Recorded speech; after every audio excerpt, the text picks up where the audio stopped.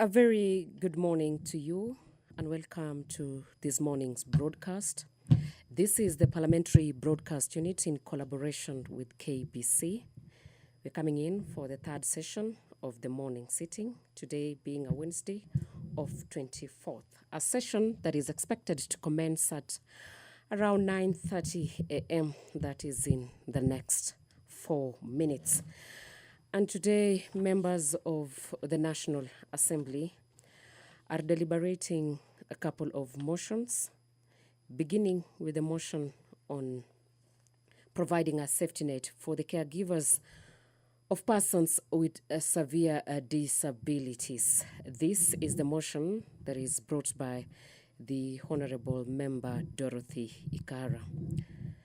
Our Constitution on Article 21(3) provides that all state organs have the duty to address the needs of vulnerable groups within our societies. The Persons with Severe Disabilities Cash Transfer Program is one of the 4 cash transfer programs implemented by the government as a part of the 4 cash transfer programs. It's an overall social protection intervention. Caregivers undertaking the immense responsibility that is of providing the daily care and assistance with persons with severe disabilities are oftentimes the immediate family members of this vulnerable group. It's a concern that this causes a disproportionate burden on these families as persons who would otherwise be engaged in gainful employment or other activities to provide for their own families, and therefore these are limited by these immense responsibilities. It's a concern that this loss of income opportunities and resources, challenges faced by these families, the government ought to take action to recognize the invaluable contributions of these caregivers and the support them in caring for individuals who have severe disabilities. The House resolves that the government, that is through the Ministry of Labour and Social Protection, recognizes the primary caregivers of persons with severe disabilities as a distinct category that requires social protection and support, and develop and implement cash transfer program for these primary caregivers. This motion, the motion number 25 of 2023, that is brought by Honorable Dorothy Ikara, will have its questions being placed this morning. It's a motion that strives to provide for all state organs to address the needs of vulnerable groups within the social society. This is by providing a safety net for the caregivers of persons with severe disabilities in our society. We also have another motion, that is motion number 41 of 2023 by the Honorable Captain Rueda Obo. This is the motion on the establishment of a priority boarding protocol for the Kenya Defence Forces and Kenya Special Forces personnel on local airlines in our country. According to Article 239 of our Constitution, it provides for the national security organs, including the Kenya Defence Forces.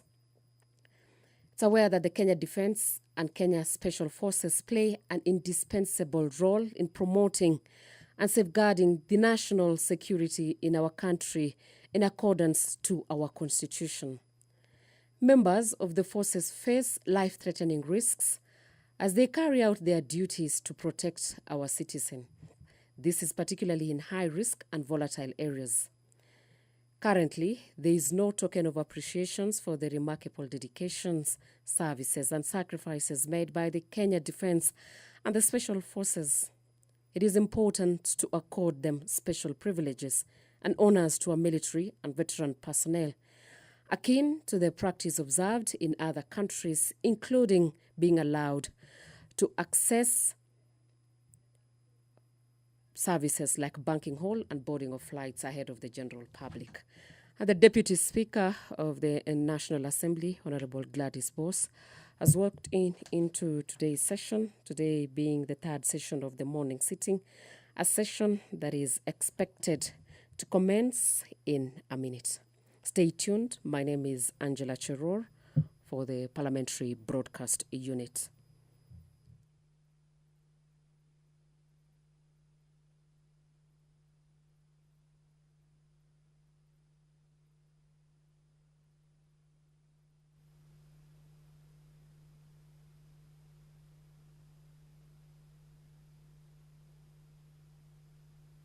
Your blessings descend upon us here assembled, and grant that we treat and consider all matters that shall come under our deliberation in so just and faithful a manner as to promote your honor and glory, and to advance the peace, prosperity, and welfare of our country and of those whose interests you have committed to our charge. Amen.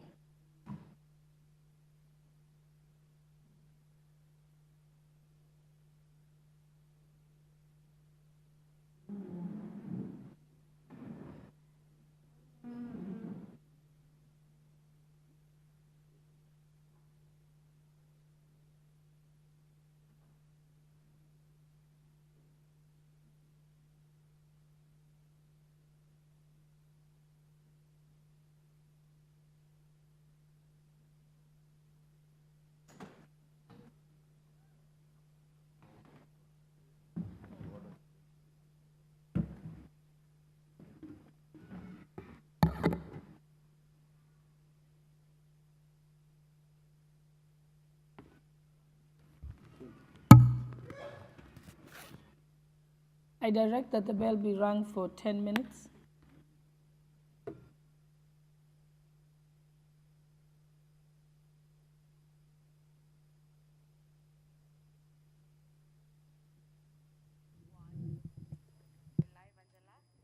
And having not achieved the quorum for the commencement of the House, this is in accordance to Standing Order 34.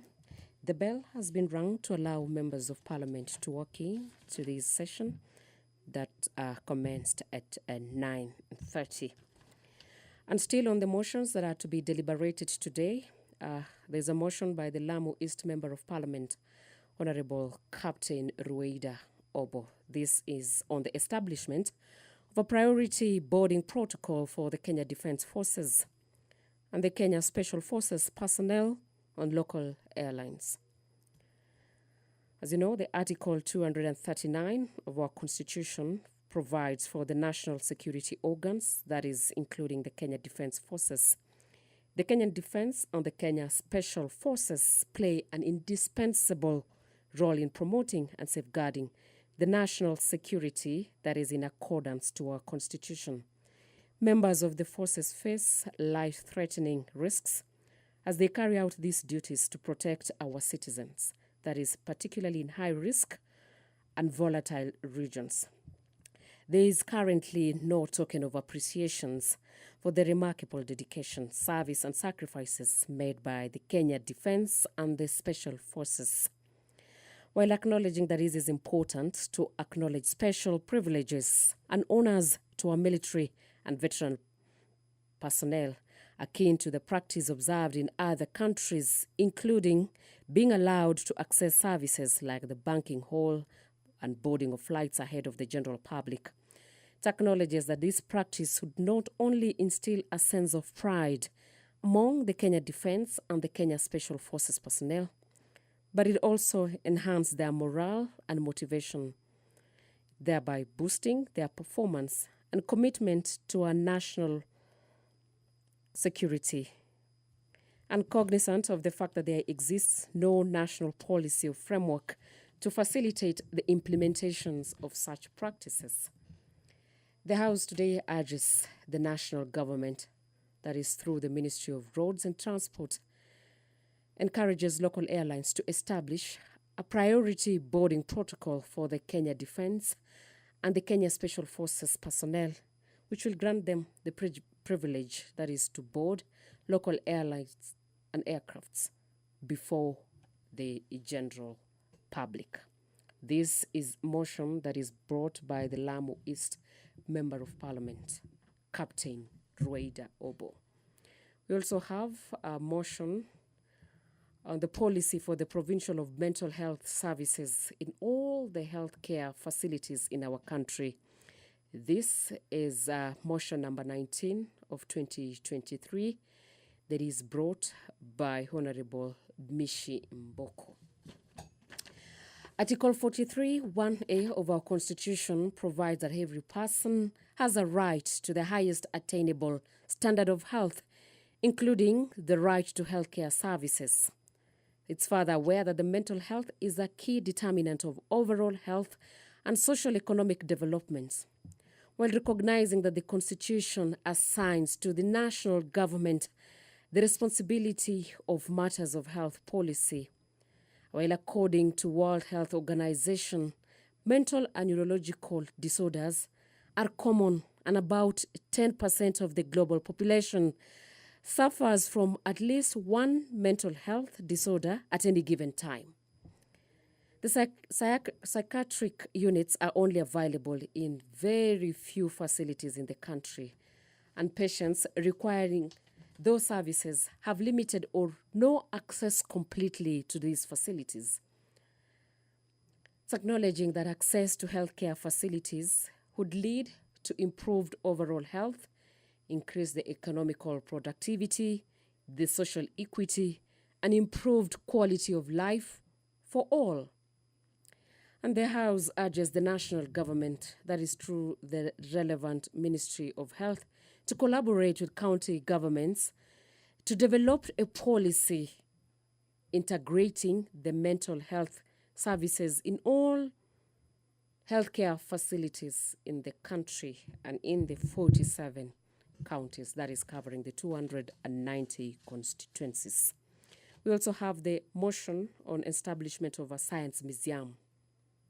That is motion 28 of 2023, brought by Honorable John Kiari, the Member of Parliament for Dagoretti North.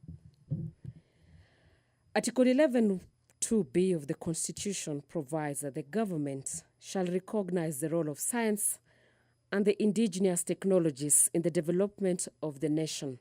It's further aware that the Vision 2030 provides for the integration of information, communication, and technology in the country's transformative agenda. There exists no science museum for the consolidating indigenous scientific and technology innovations, training, and research purposes in East Africa region. While appreciating that integration of science and technology would greatly enhance Kenya's economy and societal success, there is a potential for the growth in the technology sector, that is by establishing a science museum. The informal science education plays a key role in the provincial of science and technology, engineering and mathematics. And therefore, the House resolved that the national government, through the relevant ministries, establishes an operating a science museum in the country. And the quorum has been achieved, that is in pursuant to Standing Order 34. And I now hand over you to the plenary for today's session. My name is Angela Chirol, and this is the Parliamentary Broadcast Unit in collaborations with KBC. Let's listen in.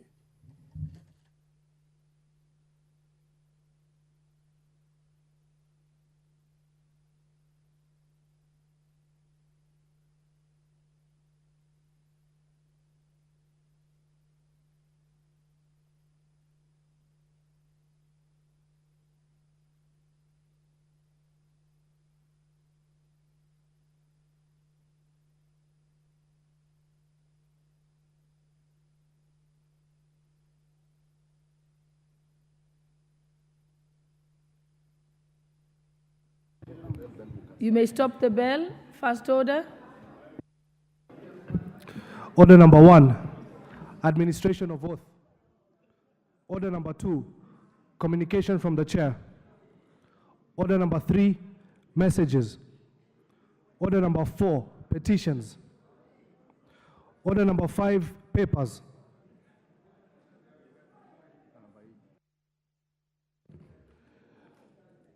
Honorable Speaker, I beg to lay the following papers on the table of the House today, Wednesday, April 24th, 2024, in the morning sitting. 1. Reports of the Auditor General of Financial Statements for the year ended 30th June 2023 and the certificates therein in respect of South Nyanza Sugar Company Limited, B. Shanzu Teachers Training College, C. Kenya Literature Bureau, D. Kenya Fishing Industries Corporation, E. National Mining Corporation, F. Kenya Pipeline Company Limited, and G. Malindi Integrated Social Health Development Program Phase 2. I thank you and I beg to lay.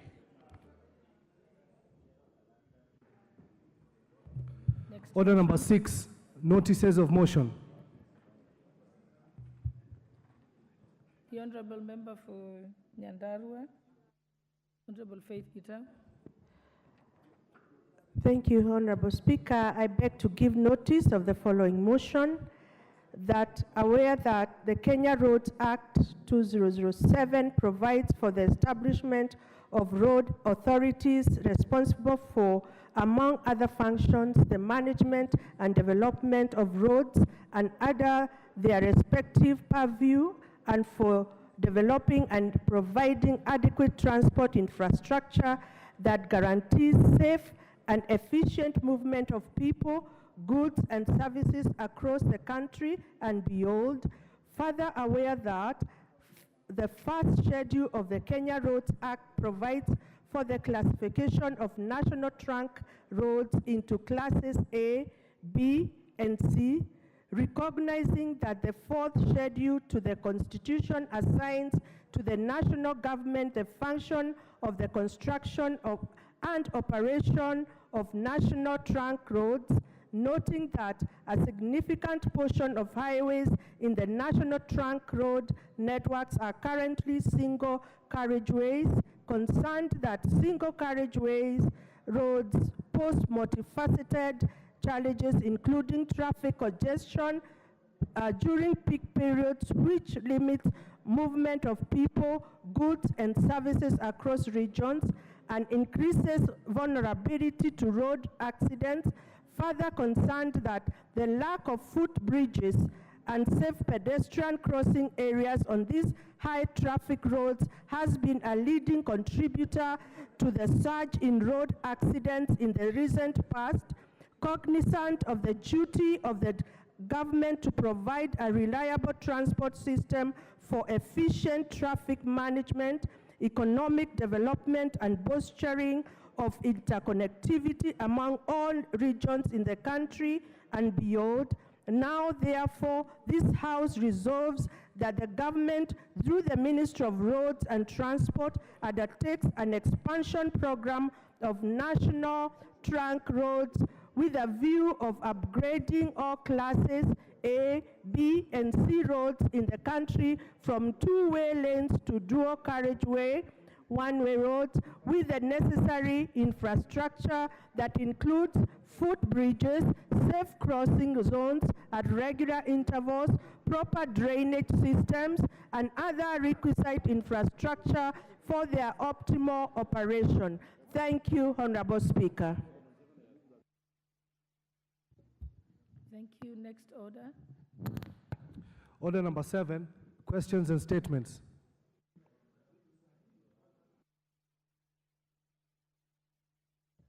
The first statement is by the Honorable Member for Ajia South, Honorable Mohammed Ado.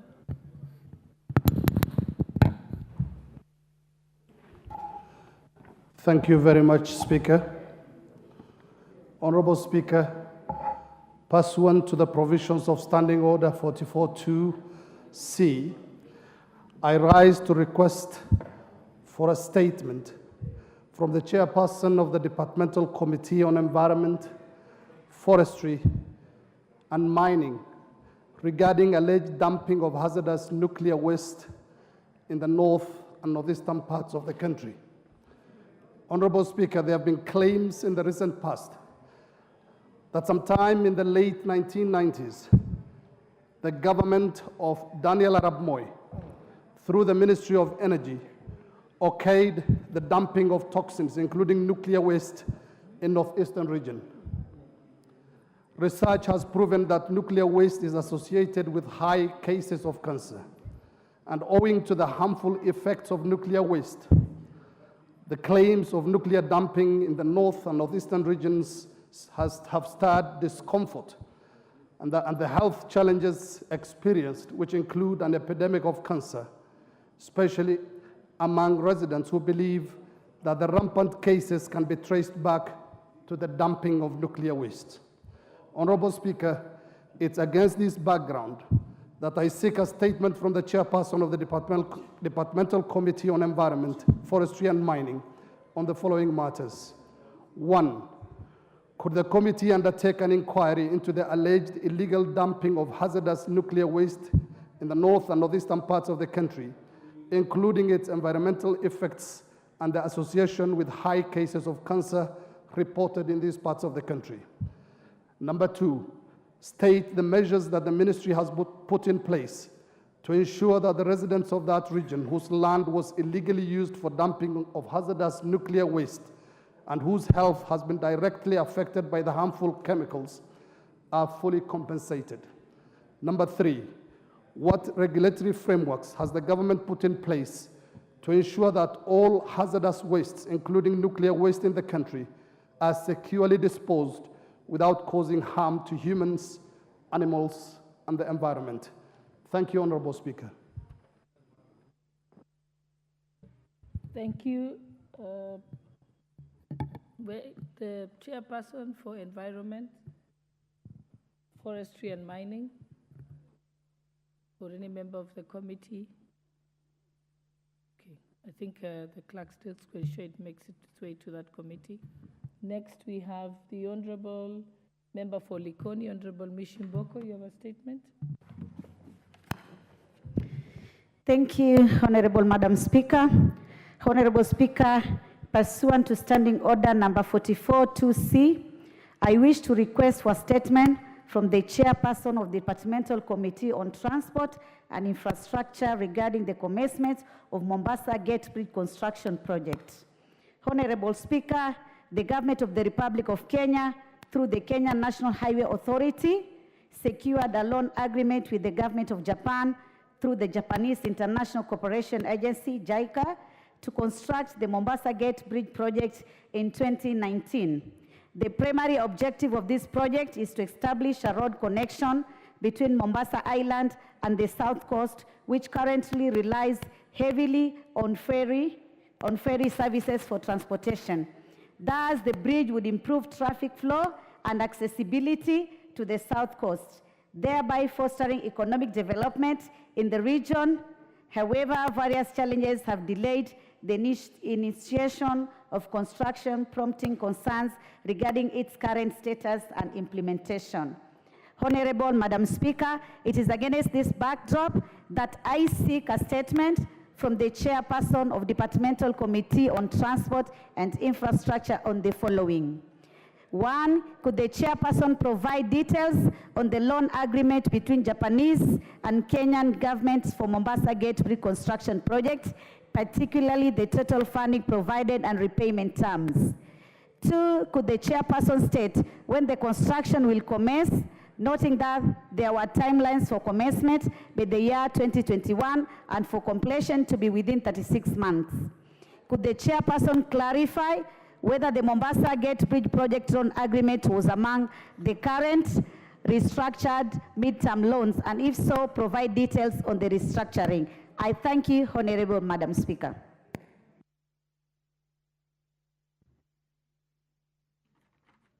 Thank you. Is the Chairperson for Transport and Infrastructure here? Yes.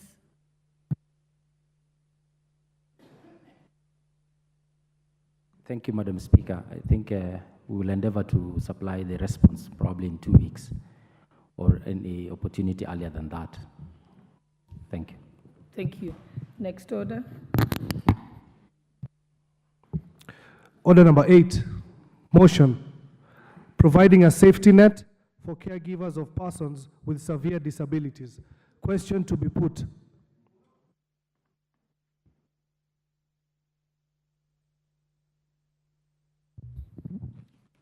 Let's go to the next order. The question will be put at another time.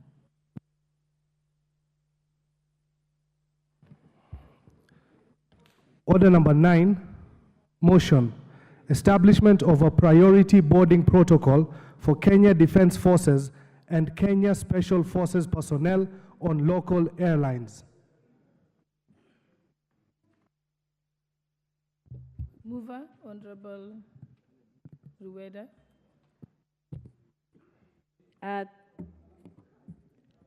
Honorable Speaker, I beg to move that, aware that Article 339 provide for the national security organ, including the Kenya Defence Force.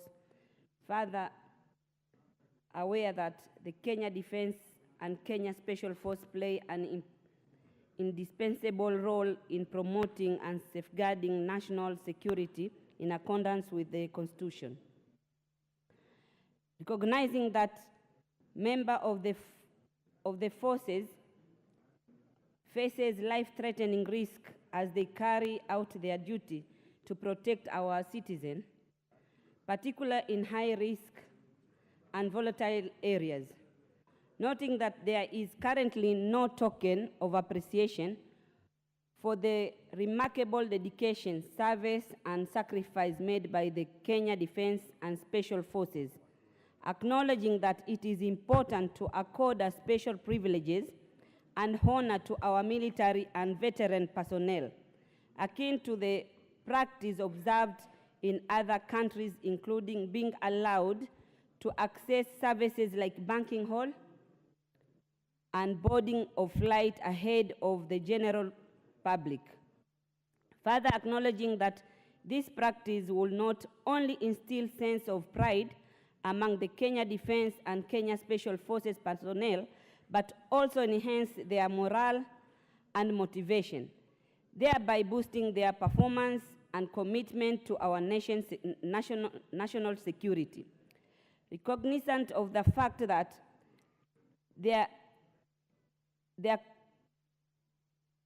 recognizant of the fact that there exists no national policy or framework to facilitate the implementation of such practice, now therefore this House urge that the national government through the Ministry of Road and Transport encourages local airline to establish a priority boarding protocol for Kenya Defence and Kenya Special Forces personnel, which grant them the privilege to board local aircraft before the general public. Honorable Speaker, let me thank you for giving me this opportunity to move this motion. It is my belief that members shall debate motion soberly and support it. I also wish to convey my condolences to the family of immediate former Chief of Defense Forces, General Ogola, and the other KDF officers. Indeed, as a country and resident of Lamu East constituency, we have lost a great man and a woman and women who had passion for our country and a desire for peaceful and secure Lamu East. Honorable Speaker, I wish to state that Lamu County in general and Lamu East constituency in particular is the most affected place on the issue of insecurity because of Al-Shabaab militant. The residents of Lamu East have been deprived of essential government services and basic rights because of insecurity. Schools in Basuba ward have been closed for more than 6 years. Hospitals have been without doctors and medicine because of issue of insecurity. Our roads have been rendered impassable because of issue of insecurity. Government aid cannot reach our people because of insecurity. It is only through the KDF forces that our school in Basuba ward were reopened. It was only through them the medical officers and medicine can reach the residents of Lamu East. It is only through them that some boreholes are being constructed in Lamu East. It is only through the KDF that teachers of Basuba Ward are airlifted to the school and back home during their midterm break and during the end of the term. In fact, KDF are the source of livelihood to the people of Lamu East constituency, and without them, life can be very miserable. Honorable Speaker, His Excellency the President, while conveying the news of the sudden death of immediate former CDF and other militant officer in his address to the nation, reiterated that selfless dedication and commitment of the men and women in uniform in serving and protecting this nation against any external attack to the citizen and their property. Immediately after the remarks, several colleague members of parliament joined the president in mourning and praising the service of the deceased officers and their dedication to their beloved nation. While I welcome the move by the colleagues in mourning and recognizing the important role that our Kenya Defence Force play in safeguarding our nation, I wish to request, Honorable Speaker, I wish to request that we celebrate them and honor them while they are still alive. It is disheartening that Kenyans, we only wait for someone to die for us and praise them while we are doing nothing to honor them and celebrate them when they are alive. It is very crucial to recognize the selfless and dedicated services by these officers who exhibited unwavering commitment, courage, and sacrifice despite the numerous challenges and risks they face in line of their duties. While I'm requesting through this motion is that we allow these men and women in military to have the privilege of boarding aeroplane, standard gauge railway, and being served in banking hall without being subjected to the routine queues. In doing so, Honorable Speaker, we are going to motivate them to work even more in ensuring the peace and harmony prevail in our country.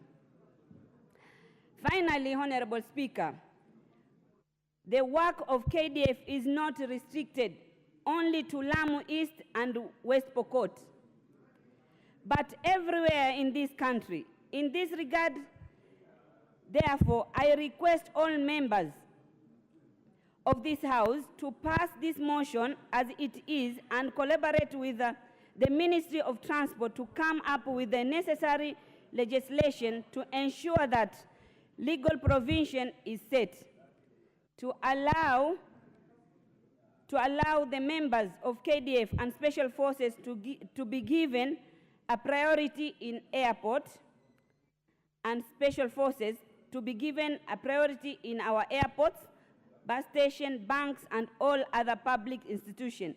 They may go to seek service. I therefore urge this House to support this motion. Honorable Speaker, I therefore beg to move and request Major Bashir to second this motion. Thank you, Honorable Speaker. Thank you, Honorable Speaker. And I want to, as I second this motion, I want to thank Honorable Rueda for bringing up this motion, which generally talks about priority boarding protocols for Kenya Defence Forces, Special Forces, and the veterans as well. Honorable Speaker, first and foremost, let me also join Kenyans and especially this House in paying my tribute to the late General Ogola and the other officers who died in a tragic aircraft accident. Kenya indeed, and Kenya Defense Forces has lost a gallant general in the name of General Ogola. I think to ensure that his life is well lived while he was in the military, we need to articulate some of the things that he has done when he was alive. And this kind of protocol will be one of the things to do it so that in his memory, this country, and especially this House, has done something for the officers. Honorable Speaker, General Ogola is actually the first general in the history of Kenya to die in office. And not just to die in office, but to die in active duty. It has never happened before. And therefore, that shows that he was one of a kind, whereby he liked to go into the field, he liked going to be with his troops at any time when he has the opportunity and space. Honorable Speaker, coming back to this priority boarding protocol for Kenya Defense Forces and the veterans, this is very, very critical because it's a way of honoring the men and women who serve in our country, defending our borders, and engaging in activities that actually threaten their own lives, while ensuring that the lives of Kenyans are protected, both within and outside the country. This kind of priority protocols are observed in other countries, and it's something which is just to honor these men who sacrifice their lives. Remember, some of them are sent outside the country, are sent to places within the country for a year, 6 months, a year or so, without being with their families, without being with their relatives, without being with their communities. And yet, they do their job, come back, and ensure that our country is safe. So this kind of protocol is just to say, it might not be so much, but is a way of honoring our men, especially the Kenya Defense Forces, who sacrifice a lot. There's so much that they do that the Kenyan public might not be aware of. When you see them in the barracks, you might think that these guys are just in the barracks, A, B, C, D. But remember, on a continuous basis, these guys are either out in the field, out in training, or out in operational areas, or outside the country serving UN peacekeeping missions. I speak from a point of information because and knowledge. As I stand here, myself, I'm a former Kenya Defense Forces officer. I served in the Kenya Defense Force, and I know what it takes to actually become an officer or a member of the Kenya Defense Forces. The sacrifice that they make to contribute to the security and well-being of Kenya is enormous. And therefore, I will urge the House to support this priority boarding protocol for them as a way of just to honor them. What they do for this country is, as I said earlier, is enormous. Of course, it's part of their job, but the sacrifice is too much. I want to plead that this protocol be supported, be approved by this House, so that the ministry or the government department concerned takes up from there. In other jurisdictions and other countries, when you are actually at the airports, if you have been there, you will hear announcements being made. Military personnel, military veterans, please come forward, please do like this, ABCD is announced. And in some airports, actually, where it's written, like priority boarding passes, business class, so forth, and UN or diplomats, there's also a spot for veterans. It's the same line with the diplomats and other senior personnel. This can happen also in Kenya. It is happening in other countries, even in African countries, some of them. In Europe, in America, it happens. So I think it is important that we also do the same to honor our men and women in service and those also who have served, just like some of our colleagues here who are also served in the military, myself included, so that we can be able to say, yes, we did our job, we did our time in the Kenya Defense Forces, and those who are continuing are also doing the same work. So as a second, I want to plead with the House to ensure that this priority boarding facility or protocol for Kenya Defense Forces and the veterans is passed so that we honor them. Thank you very much, Honorable Speaker, and I second.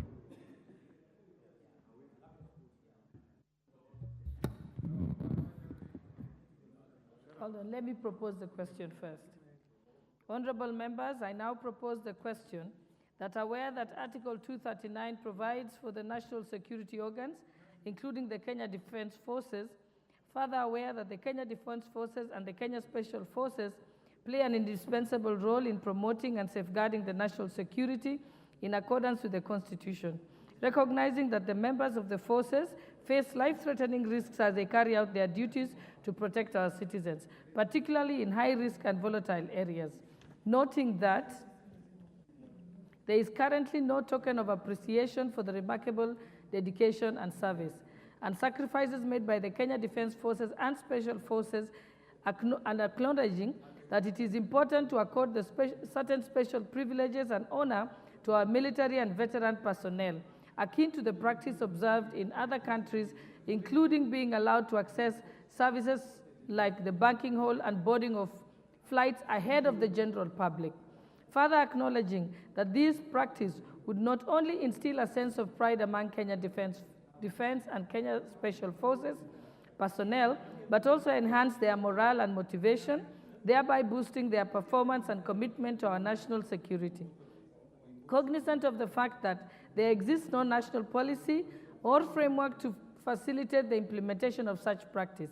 Now, therefore, this House urges that the national government, through the Ministry of Roads and Transport, encourage local airlines to establish a priority boarding protocol for the Kenya Defence and Kenya Special Forces personnel, which grants them the privilege to board local aircrafts before the general public.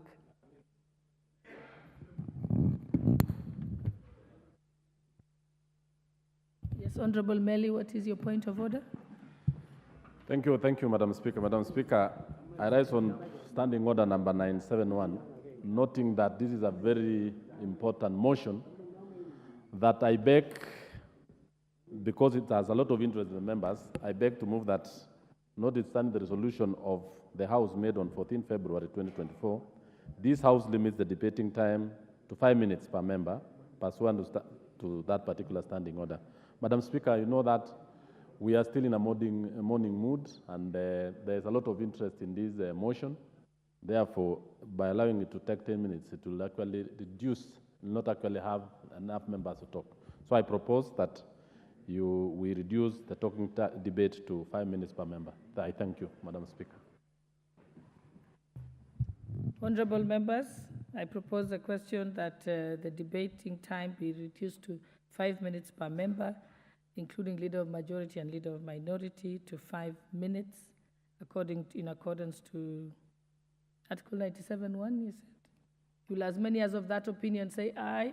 Aye. Will as many of the contrary opinion say nay? The ayes have it. So that is therefore 5 minutes per member. And I think we'll start with Honorable Haika.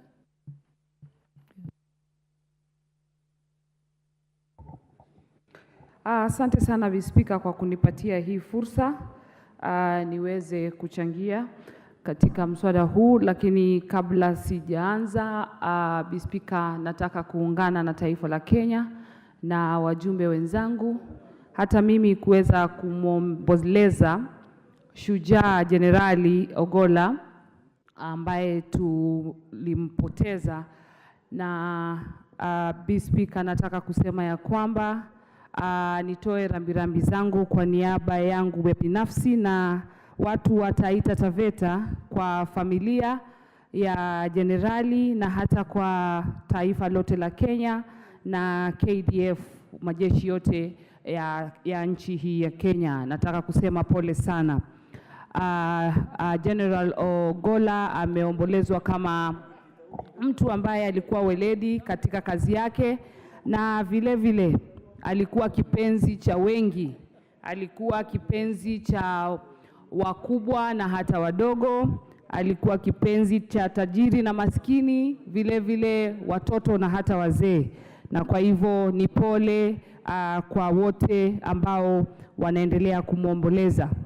Nikirudi katika mada yetu ya leo ama mswala wetu wa leo, nimpongeze sana dadangu Mheshimiwa Captain Rueda kwa wazo hili ambalo ameweza kulileta hapa bungeni tuweze kulijadili, kwa sababu hili ni jambo lingeweza kufanyika kuanzia hata jana.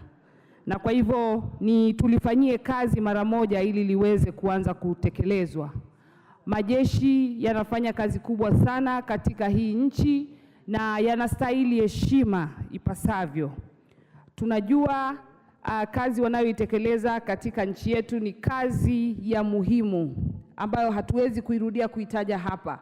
Lakini basi tunapozungumzia wao kupewa kipaumbele kwa shughuli mbalimbali ama kupewa kipaumbele katika mambo mbalimbali nchini ama huduma mbalimbali, ni mambo ambayo kwa kweli wanastahili wafanyiwe hayo, kama kuweza kuabiri ndege mbele ya kila mmoja, mambo kama kupata huduma za benki mbele ya kila mmoja ama kupewa kipaumbele, ni mambo ambayo wanastahili kupewa kwa kweli. Tumetembea nchi zingine mbalimbali za Ulaya na tumeona hayo yanafanyika. Tumeona hata nchi ya kama kule, ukienda Amerika, ukienda kwa maduka mbalimbali, ukienda kununua vitu, wanakuuliza kama wewe ni mwanajeshi. Na ukiwa ni mwanajeshi wanakupatia ile discount katika vile vitu unanunua. Wako na discount yao speciali. Lakini hapa katika nchi yetu bado hatujaweza kuyafanya hayo. Kwa hivyo mimi nasema huu mswada umekuja wakati wa sawa na ni jambo la kuungwa mkono, kwa sababu ni jambo la heshima kabisa katika wanajeshi wetu, na ni vema tuweze kulifanya kulingana na ile huduma hata wao wanapatia nchi yetu. Wameweza kuweka amani, wameweza kulinda nchi, na kwa hivyo hiyo si jambo ya kuweza wao kusema kwamba inakuwa uzito kwa nchi kuifanya. Kwa hayo basi nataka kusema hata mimi nachukua fursa hii kusema kwamba naunga mkono huu mswada ya kwamba hayo yaweze kufanyika. Asante sana Bi Speaker. Thank you, Honorable Russo. Thank you very much, Madam Speaker. Madam Speaker, let me on the onset thank Honorable Rueda for this very important motion. I think for those of us from KDF, surgery is one of the oldest professions. It comes from Latin. A soldier is the man or woman who fights for their government and carries the weapons, risking their lives in the process. The word from Latin, solidus, which is the name of the gold coin used to pay soldiers who fought in the Roman army. Madam Speaker, what this motion talks about is about the character of the nation. Honorable Rueda's motion speaks to the heart of the country, that we must see the good things about our country and celebrate it. When KDF is deployed in any part of the country, truly that part of the country is disturbed. But what the citizens of Kenya, wherever they are, once they receive the KDF troops, they begin to feel the safety and comfort that normalcy is going to prevail. And that is how much Kenyans hold their forces in awe, esteem, and with a lot of confidence. What this motion asks is what basically civilized nations provide or give those who pay the ultimate price with their lives. Madam Speaker, in KDF, what we used to say is that generals walk on water. We almost believe that they are immortal because they are well protected, they are always guarded, their headquarters are secured, they move in very secure transport. And when General Ogola was visiting his troops in Marakwet, he was doing the tradition of what generals do, to visit their troops and to give them confidence that the job that they are doing is noble and they are carrying out their duties, civic duties of protecting lives and property. And that was his assurance to the soldiers and also the Kenyans. But in the process, he lost his life together with those great men and women who accompanied him. Many talk about how did this general die in this aircraft. There is a lot of speculation. But what I want to say from my experience of working in KDF and also very close to generals, General Tonje and many other great generals who served Kenya with distinction, is that generals travel in a very safe transport that is really taken care of. They are driven by first-class drivers. They are piloted by the best pilots that are there in KDF. So for that reason, what we as Kenyans, without speculation, we must give KDF their day to come up with proper investigation about how did that air mishap actually happen. Finally, on this particular motion, I think we as Kenyans, we must begin to appreciate those who give their lives so that we are safe, so that Kenya is safe. When we are talking about KDF, we are not talking about any other force. We are talking about the safety and sovereignty of the Republic of Kenya. When we go out to other nations, in America in particular, when they are calling for boarding,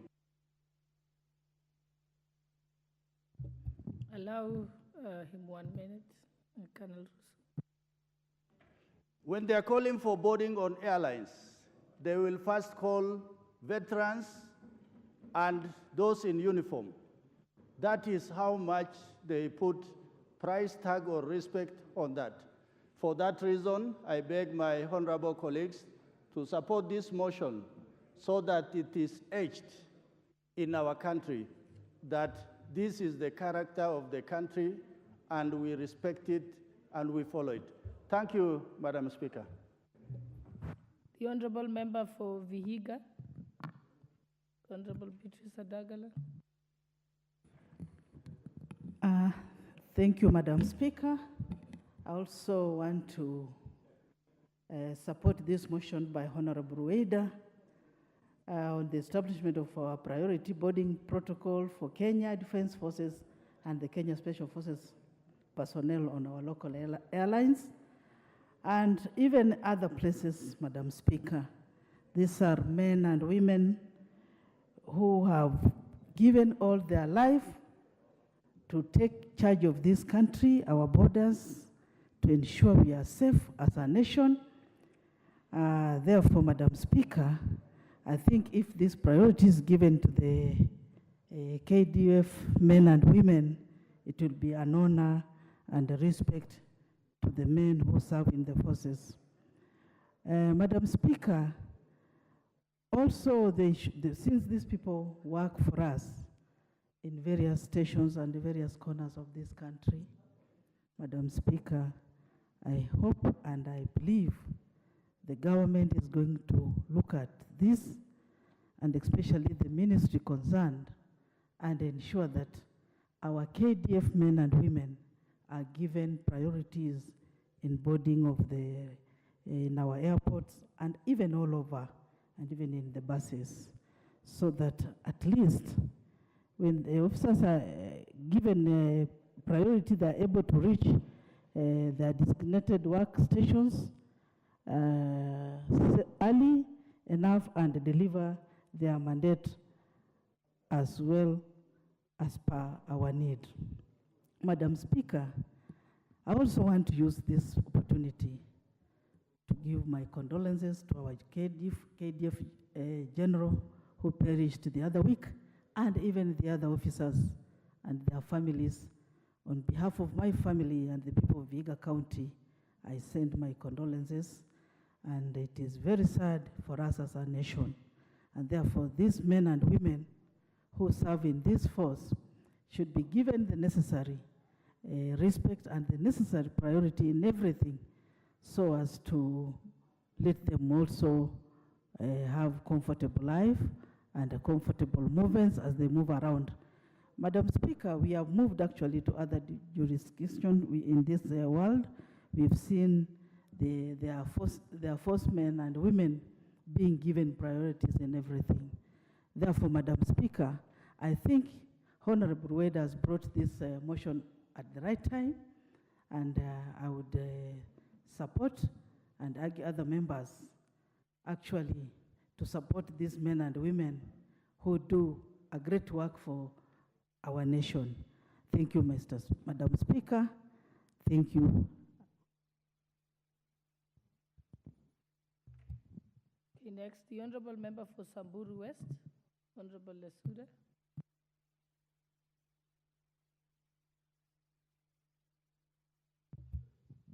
Okay, the Honorable David Ochieng, Member for Ugenya.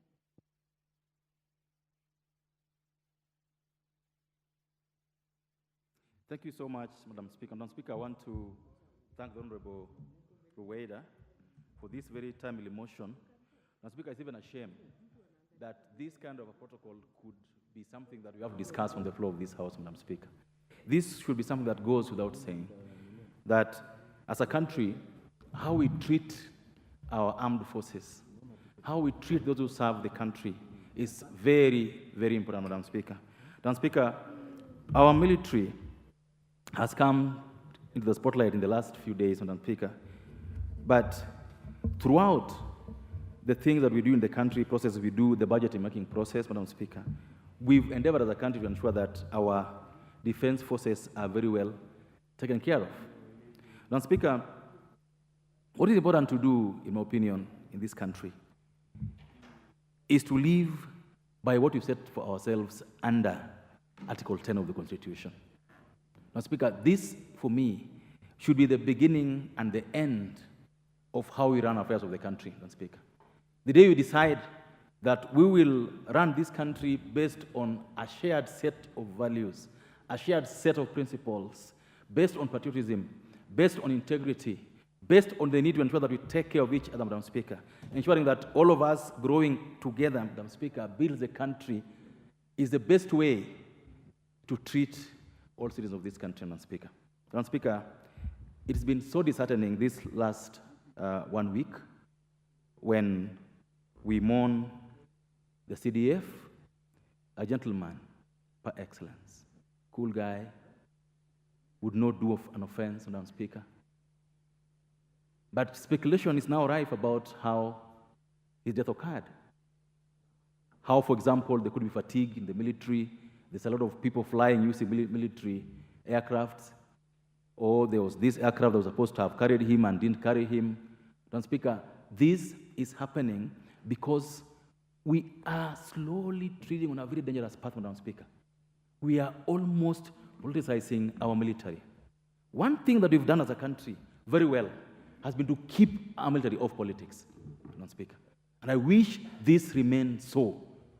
I would advise all politicians in this country, from the top down, that let's keep the military out of politics. Let's endeavor to ensure that these guys remain how they have been. Professional, with integrity, doing their job the way they do. The whole world respects our military. We can't bring that image down. Now, Speaker, doing what the Honorable Weda is proposing here would just be one of the ways of honoring our soldiers in the country. The second way, Madam Speaker, would be how we recruit them. And again, in the last 5-6 years, Madam Speaker, we've had issues of how we recruit our military staff. This, again, has been handled, Madam Speaker. We should always ensure that that part of our public service and public sector is left to be run like the clockwork. It's the best we can do for the country. Kenya is not just a small country. Kenya is probably the biggest military in this part of the world. And if anything happens that undermines their integrity, undermines their preparedness, undermines their stature as a formation, Madam Speaker, it will be worse for this country. And so I want to request those who are concerned, and I believe, Madam Speaker, this should just go without saying. People who work for airlines, and Madam Speaker, you see this a lot, even yourself when you travel.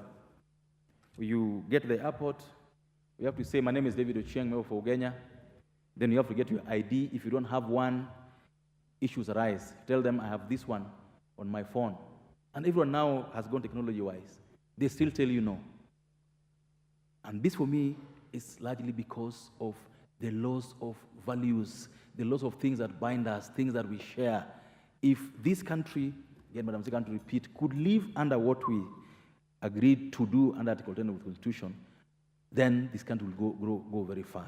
So I want to request those who are concerned, the Human Rights Commission, the Coalition Commission, the Ombudsman, all these people who are concerned should insist more on ensuring that people understand and know what we set out for ourselves under Article 10 of the Constitution and let Kenyans live by it. I do support, Madam Speaker.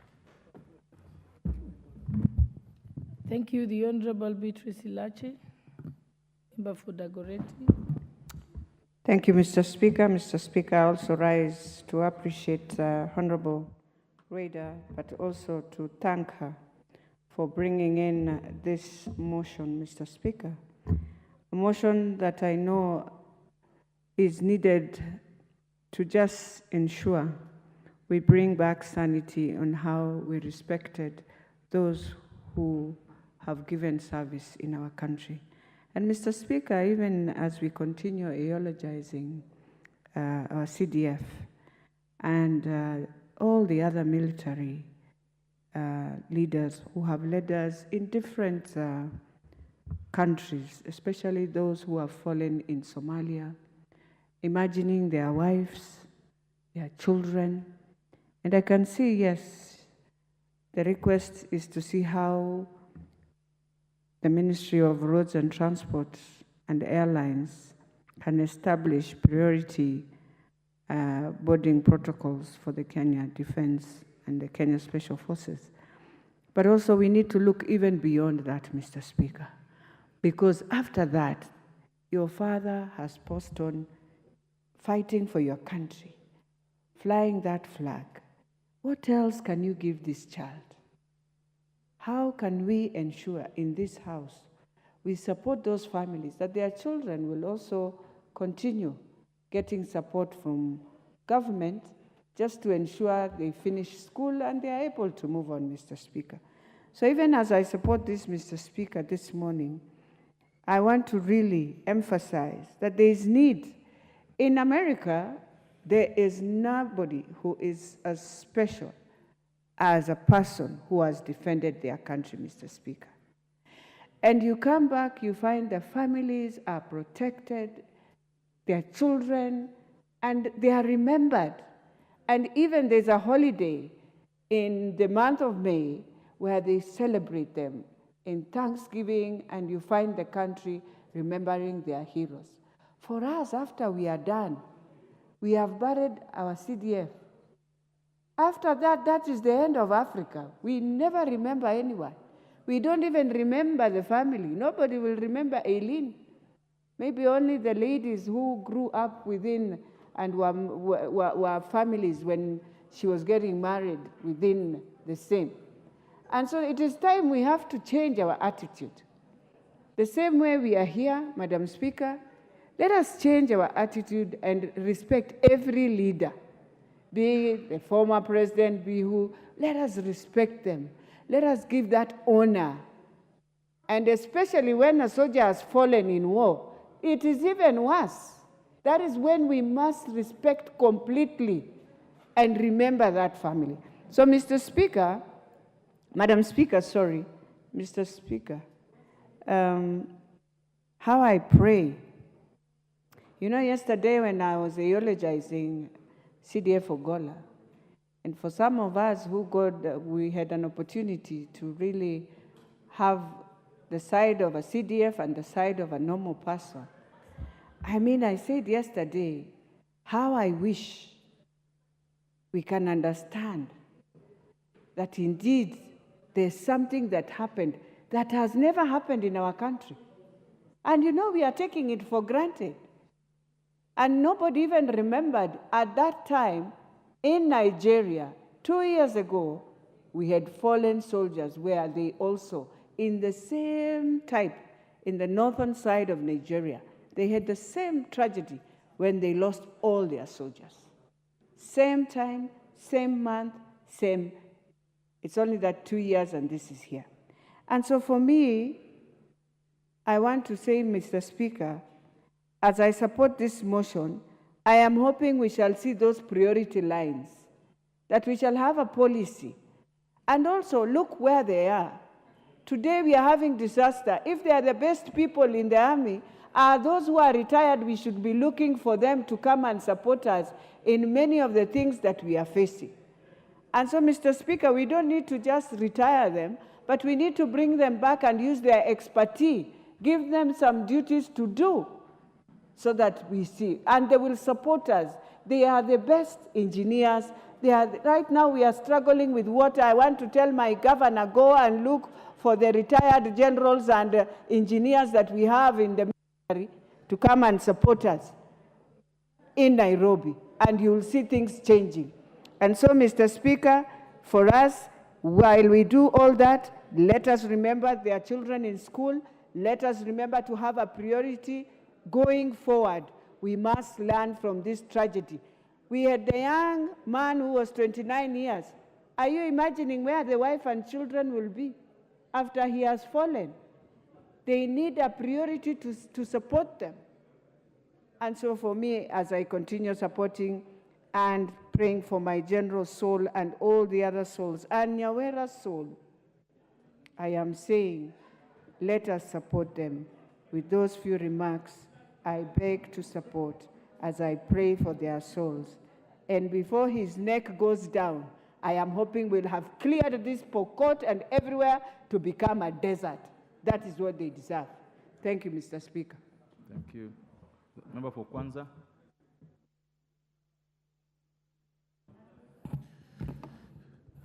Mr. Speaker, Sandy Sana, thank you very much for the opportunity. I also want to take this opportunity, first and foremost, to pass my heartfelt condolence on the behalf of my family and the people of Kwanza and Trans Nzoia County for the fallen hero. Francis Ogola, to me, is a hero, and he should go down the history as one of the heroes in this country. Looking at the way, even the way he was buried, I saw the clips, Mr. Speaker, and I said, that is a hero, because he died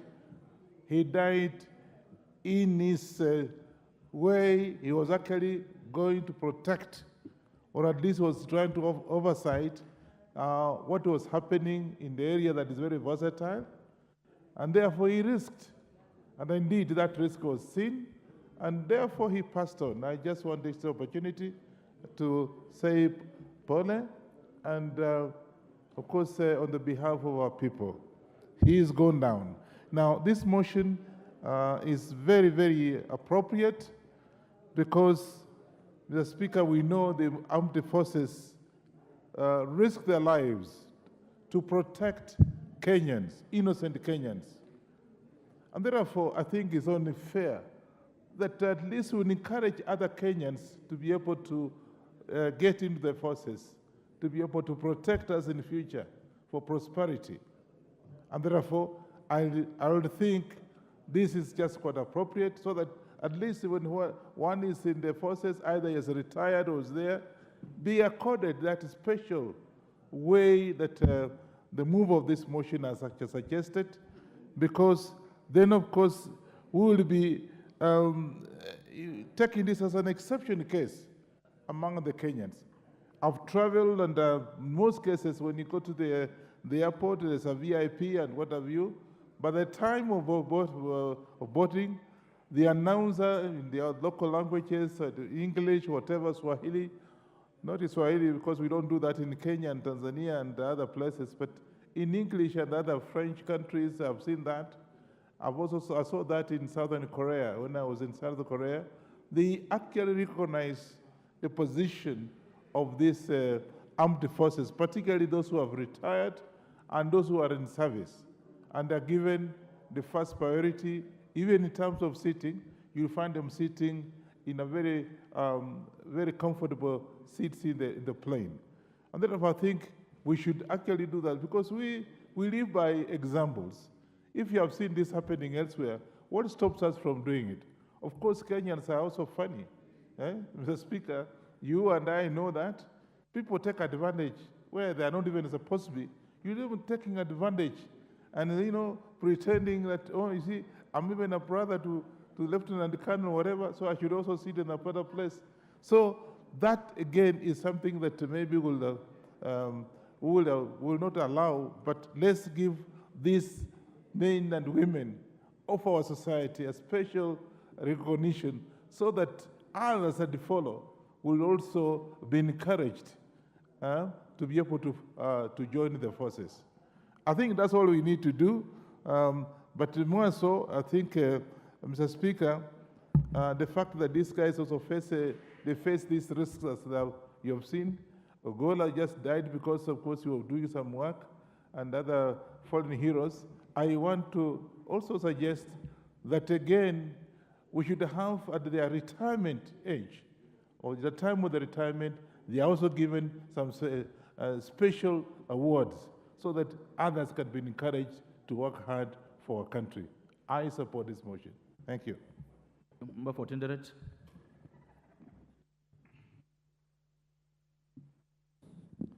Thank you, Honorable Speaker. Honorable Speaker, I rise to support this motion by the Honorable Obo, member for Lamu. This is a timely motion, Honorable Speaker, noting that we very recently we've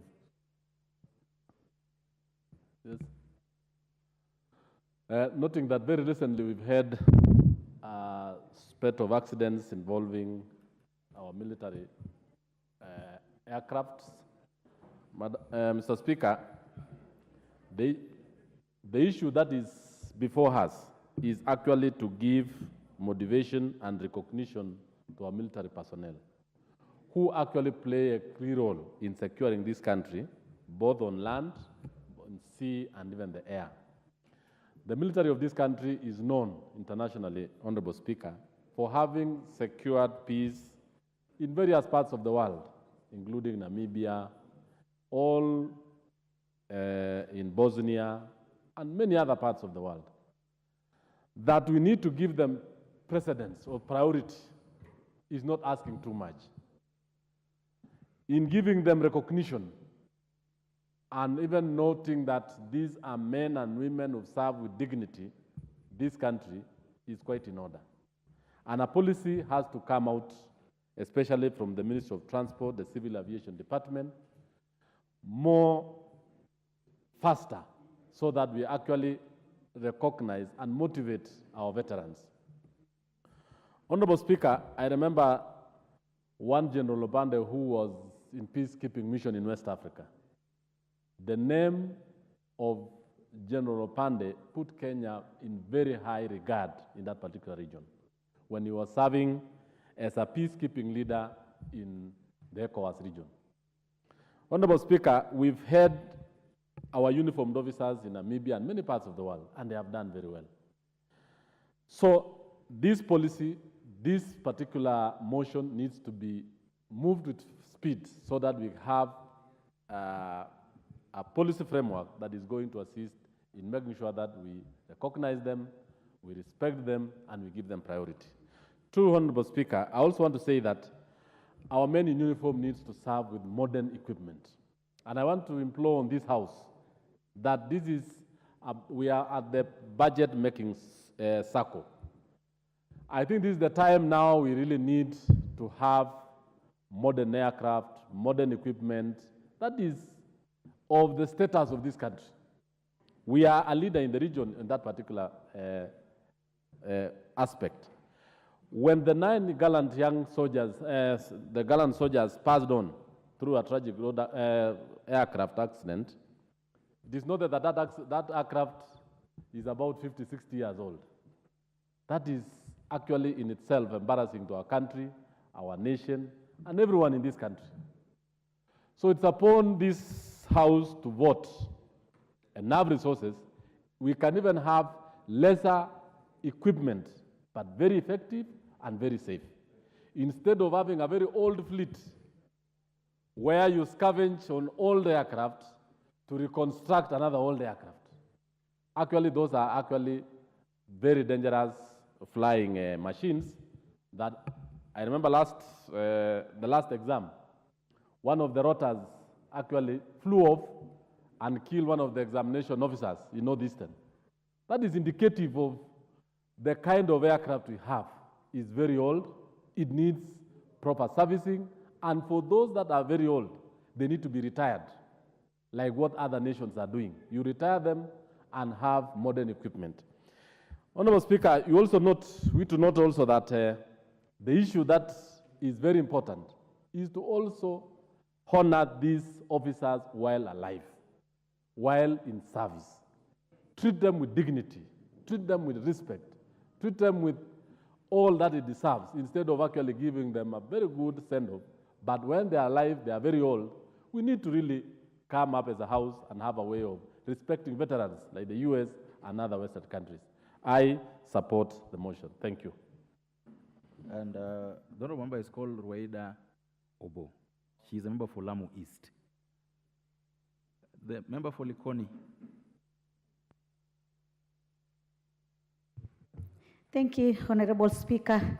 Honorable Speaker, I stand to support this motion by Honorable Rueda to establish a priority boarding protocol for the Kenya Defense Forces and the Special Forces. Honorable Speaker, first I'm sending my sincere condolences to the families of our CDF, Honorable Ogola, and the other gallant soldiers who perished recently. May their soul rest in eternal peace. Honorable Speaker, our KDF personnel are very important persons because when they perform their duties, most of the time, they are doing it at a very risk areas, Honorable Speaker.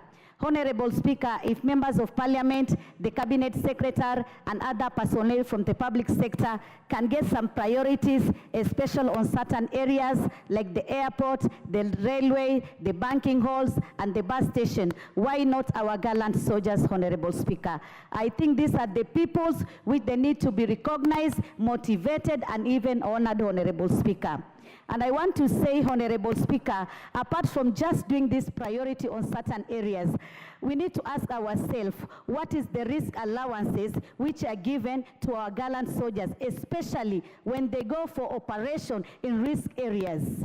Honorable Speaker, I was shocked one time when I was just consulting some personnel from the KDF, and they were telling me that they are like getting others 600 per month, others are getting about 1,000 per month as risk allowance. That is very, very little compared to the work they are doing and the risk areas they are exposing themselves, Honorable Speaker. Honorable Speaker, to note is that our gallant KDF and the Special Forces, they're not only performing security and peacekeeping mission, but they also go extra mile. For instance, during conflicts, during acute crisis, I witnessed during the Kabombo clashes in the coast region and even the Molo clashes. Our KDF, they intervene and they go extra mile to ensure at least there is peace. They also ensure that those people who are affected, they can get food, they can have medicine, and so many other issues. Honorable Speaker, as what Mheshimiwa Rueda has just said, that our KDF personnel have performed special programs and special projects in the areas of Lamu. And more so, I know even in the areas of Pokot, in the areas of Northeasterns, they have done so many social program like intervention on schools, intervention on health services, and so many others.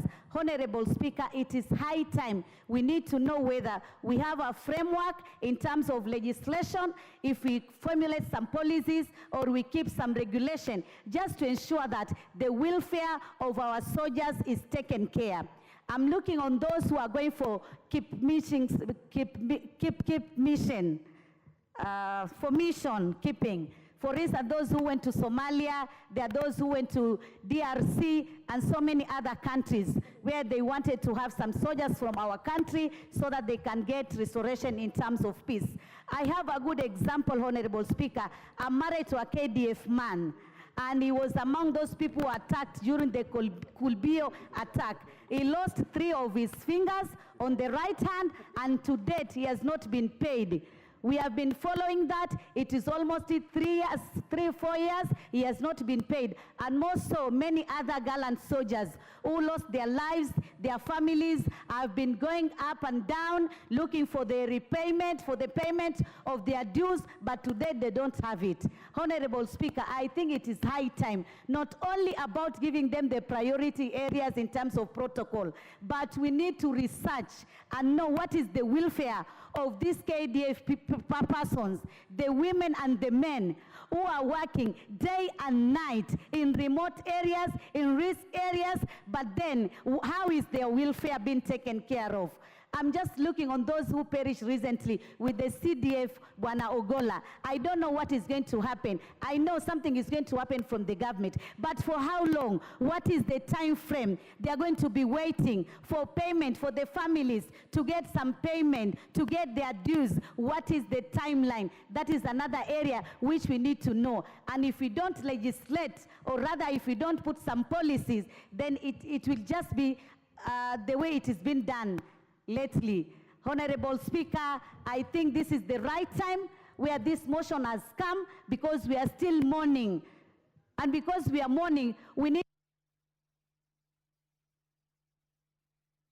Thank you. Member for Sirisia.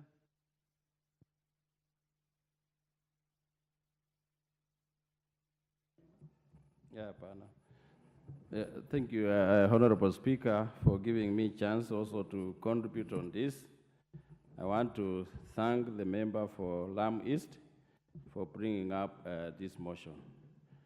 Honorable Speaker, first I want to also to send my condolences, me and my family, for the family of General Ogola and the other 9 who fallen up with him in the helicopter crash. Honorable Speaker, many Kenyans do not know the importance of our military. They just see them, they think that they are just like police or any other uniformed officers. Honorable Speaker, as one of those who worked in the military, Honorable Speaker, these military officers need to be respected because they look after this country and keeping peace also in other countries. Like myself, I was in Namibia, Kenpa 2, and Honorable Speaker, they leave their families and go to work wherever they have been given orders to go and work. And they need to be recognized, they need to be respected, Honorable Speaker, because of the hard work the military officers do. We are here in this country peacefully, Honorable Speaker, because of these military people. Our country has peace. We are enjoying everything because there's no war. And these people are always, officers are always training every day, even as we speak. From 9, they go to training wherever, even if they are in camps, they are training to wait for anything that can come to attack our country, so that they get ready all the time and they are ready all the time to make sure that there is a peace maintained for our country. So, Honorable Speaker, it was sad on that very day when we saw the General Kola and others who fell with the crash of the helicopter. And Honorable Speaker, we are still mourning. Honorable Speaker, this country needs these people, the military people. Like this lady, I know, the Mheshimiwa who has brought this motion. I worked with her, and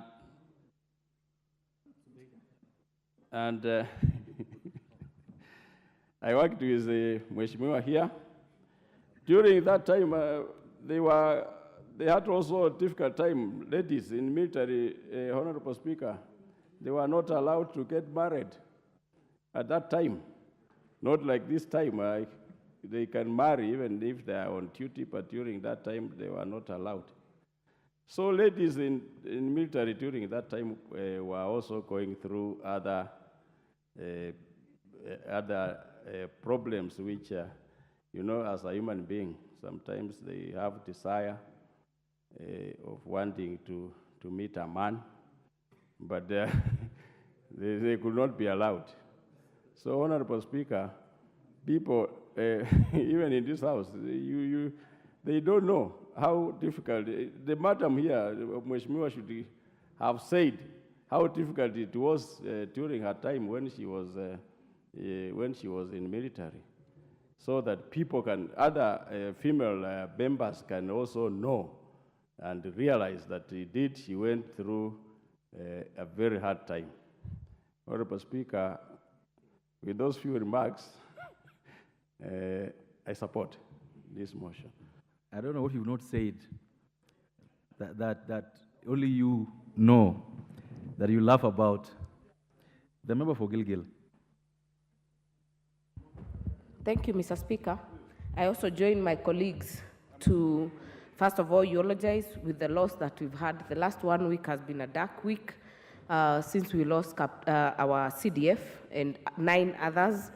And Mr. Speaker, I was honored to have worked with General Ogola in the Defense Committee in the 12th Parliament and this Parliament as a CDF. And it was quite a sad way that how we lost him.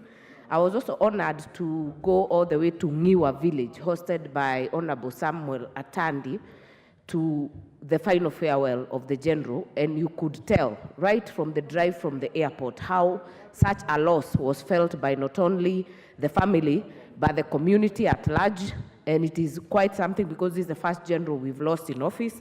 So I join in asking that the investigations be done, so that this information can be relayed to the public. It's important for the country to move on. And also echo what Honorable Raso said earlier, that areas where there are KDF, even Gilgil, where I come from, we host 2 of the oldest barracks, Mr. Speaker. And I can tell you, even 2007, when we had skirmishes in the Rift Valley, the safe haven that many people found was Gilgil, because the presence of the army ensured that there is no fighting and no skirmishes in Gilgil. That is why many IDPs were settled in Gilgil. That's why you'll find them in Pipeline, Wendani village. You'll go to Ebenezer, Mitimingi. You'll go to IDP, Wendani in Kikope. You'll go to Barok. You'll find IDP, Mr. Speaker, because of the peace that prevailed that time. And Mr. Speaker, I also want to congratulate Honorable Ruweida Obo for bringing this very important motion here, Mr. Speaker. And it is simple, that we give them their flowers when they're alive. It is okay to mourn them, but even the ones who are here, what are we doing, Mr. Speaker? And some of these things that Honorable Ruweida has proposed, they are not even very capital intensive. They don't need so much money. They actually just need goodwill. They don't need budgetary allocation, Mr. Speaker. And if you go to other countries, like has been said earlier, Mr. Speaker, you'll find that even in shopping malls, you'll get special discounts for KDF, for soldiers that are serving in the militaries, and even veterans, Mr. Speaker. So this is not so hard to do. It is something that we should just actually make a declaration here, and it should be implemented. And from here, Mr. Speaker, I'll hope that this is passed overwhelmingly, and more important, the Committee of Implementation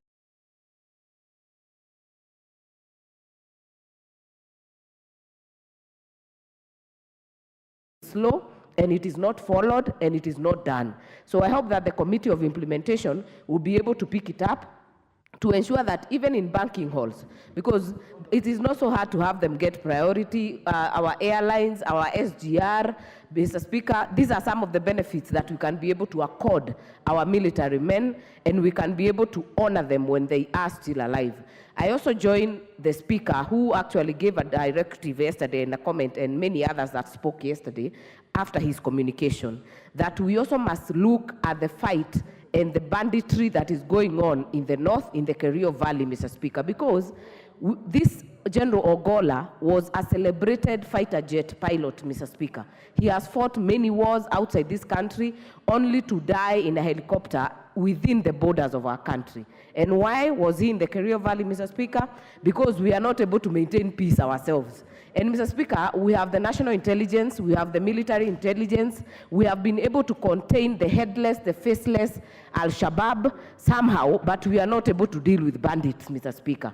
I think it's time, as we said and the Speaker said yesterday, that the leadership of these areas, the counties that are affected, Turkana, Samburu, West Pokot, Baringo, and Laikipia, Mr. Speaker, all of them and the leadership take action to ensure that we wipe out this issue of banditry, so that we give even our children a chance to go to school. We give the area residents, women and children, a time to have their families together, because the people who suffer most are women and children, Mr. Speaker. Then that way we'll be honoring General Mo, because he was there to ensure that these kids go to school, and because he was a hands-on, I know many people are asking, why was the General out, looking out at schools? But Mr. Speaker, if you knew General Ogola, you know he was a hands-on leader. He wanted to know what exactly are the soldiers doing in the field, and what are they doing in terms of implementing what has been decided, issue of reconstruction of schools, redoing of roads, Mr. Speaker, and that is how he met his death, doing what he really wanted for his soldiers. So, Mr. Speaker, I eulogize and join the country in mourning these fallen soldiers, but also support Honorable Rueda's motion, which should be actually, after passing of the motion here, should be implemented as early as yesterday. Congratulations, Honorable Obo, for bringing this to this floor. Thank you, Mr. Speaker. Thank you. Bafalego Songa. Thank you, Honorable Speaker. Honorable Speaker, I rise to support the motion by the Honorable Rueda. Honorable Speaker, let me say that the role of the military in public affairs, Honorable Speaker, has expanded a great deal in the recent past. Today, Honorable Speaker, the military is involved in many of our affairs, many of our public affairs. The military is involved in even management of public institutions. There are some institutions that were even collapsing, and the military had to be inducted to help in reviving those institutions. An example is Kenya Meat Commission, Honorable Speaker. So, Honorable Speaker, when I was growing up, it was possible that you would join the military and you retire without going to war, because some of the challenges we are facing today, such as terrorism, local terrorism, were not there. So today, the military is doing much more than in the past. You can see that the military is involved in addressing homeland security. That was not there before. So, Honorable Speaker, the military today is doing much more. Even, Honorable Speaker, we did renovations in this parliament, and I was told that they were done by the military. Even those ones that were done in State House were done by the military. So the military today is part and parcel of our lives, Honorable Speaker. So when we are looking at the military, we should not look at the ordinary military that was, their work was to go to war, to go for peacekeeping. So we even have better engineers in the military. We have better doctors in the military. So as a country, Honorable Speaker, we need to look at the military as that arm of government or that department of government that can do much more. And I believe the military can do much more. Honorable Speaker, therefore, there's need for the country to look at, to take care of the military more than it has happened before. Honorable Speaker, you see, right now we are even having a doctor strike. If we had invested more money in training military doctors, Honorable Speaker, they could come hand in hand, especially when there's this strike and disagreements with these strikes. So, Honorable Speaker, what I wanted to say, Honorable Speaker, is that as a country, the military, by their training, they are more disciplined, and they are more likely to serve Kenyans more than other public institutions. Yesterday, Honorable Speaker, I spoke about what I think is ailing the military, the corruption in the military. And this is a fact, Honorable Speaker. If you look at even the way the military officers are being hired today, they are being hired politically, yet the military is supposed to be remain apolitical. It's supposed to be an institution that does not serve any political interest. But when it comes to hiring, you find that politicians like us are running around with recruitment forms and just picking people all over, and sending them there. We are actually spoiling a very serious institution that is supposed to serve Kenyans without any political bias. So, Honorable Speaker, what I wanted to say, in short, is that we should not tire from talking about some of these things, because we need to ensure that the military remains a serious institution. Honorable Speaker, if you look at countries like Zimbabwe, they respect the military and even the veterans. I am a fan. I remain a very strong fan of the former president of Zimbabwe, Robert Mugabe, who decided that the veterans of the military had to own land. He took land from the British settlers and gave them to the veterans of war veterans in Zimbabwe. Honorable Speaker, I think that as a country we are not taking care of our military and even the veterans. We need to do much more than even what has been proposed by the Honorable Rueda. We need to find ways in which we can take care of our veterans. Because, right, Honorable Speaker, we are here now. The safety that we are enjoying here is because some people are thinking about our security. And if you look at the kind of things happening even in Lamu and even the Al-Shabaab menace, the people taking care of us are the military. So our safety is in these people's hands. So as a government, we need to do much more, take care of their families and etc. And lastly, Honorable Speaker, about the recent accident that claimed the life of the CDF and many of the officers. Honorable Speaker, that was very unfortunate.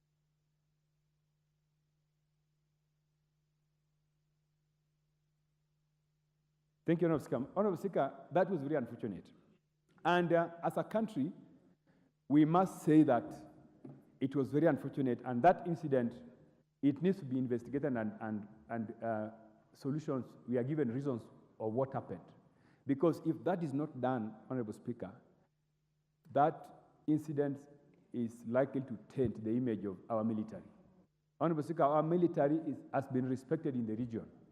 And if we can have a situation where the chief of the defense forces is killed in that manner and thorough investigations is not done so that we are told the reasons why that happened, then we are going to start derailing the image of our military, which is respected. So I think I want to urge government to ensure that a proper investigation is done and we are given reasons why that incident happened. I also want to send condolences to the family of Sergeant Clifford.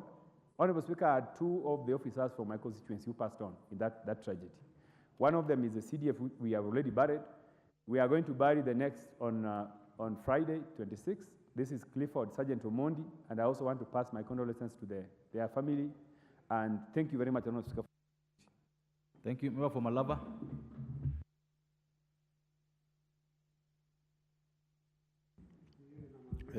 Thank you, Mr. Speaker. I also arise to support this motion by Mheshimiwa Rueda. This motion actually is timely, considering what is happening in the country following the passing on of our general. Mr. Speaker, these are special persons in the country because on employment or on recruitment, these are persons who volunteer their lives to defend the country. Mr. Speaker, when you compare these persons to, say, like teachers, doctors, and even myself, we don't offer our lives being ready to die for the country like these persons. So, Mheshimiwa Rueida's motion is so timely because these are persons Kenyans should really know who they are and then treat them with a lot of respect, with a lot of honor, as she's proposing when it comes even to travels, that they are given preferential treatment, and like most of us who have not really offered our lives to die for the country. However, Mr. Speaker, I would that as much as we have this proposal by Mheshimiwa Rueida, maybe this is a moment for Kenyans to really reflect on the lives of these personnel who serve our country, who have volunteered their life, that they know if they serve to the end, the age of 62 or the age of 50, then well and good, but otherwise they are ready to die. These are persons, Mr. Speaker, that I would urge, besides traveling on our flights, because I also, when I look at the persons who may have time to travel by air, this could be a very small percentage of these particular persons. Majority of these people travel by lorries, by road. I would urge the new CDF who comes in position to really consider. You see, for example, when I'm coming from Nairobi to western part of Kenya, I usually see them in lorries, Mr. Speaker, traveling to wherever areas have been posted. And I keep on wondering, why not travel? Because I also know that our defense forces have buses. Why not these particular persons travel in buses, in comfort? This is something that we need also to focus on, because this is where the majority are, and this is how the majority of them travel. Mr. Speaker, I've also lost quite a number of these officers, particularly at the lowest level in the force. And after they die, Mr. Speaker, their children remain in poverty. They keep suffering throughout, even their wives.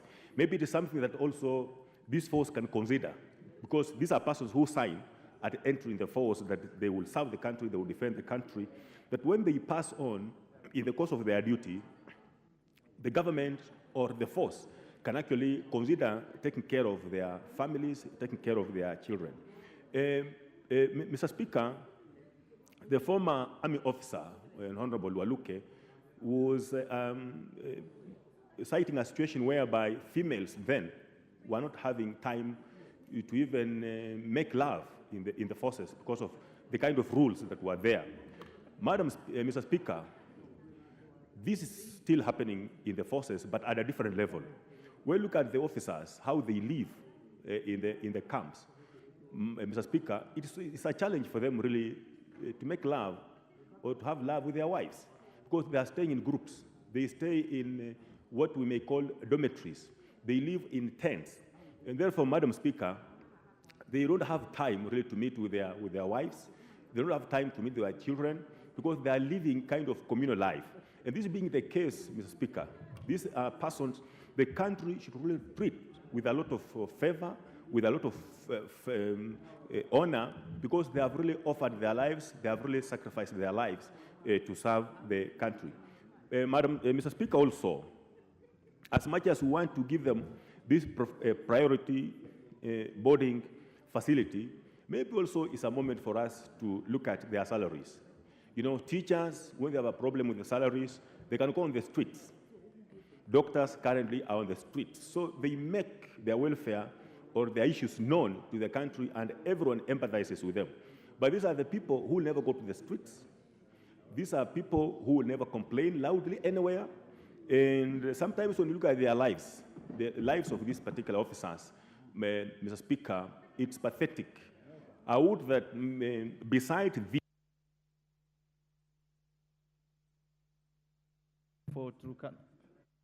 for Turkana West, Honorable Puyo Nanok.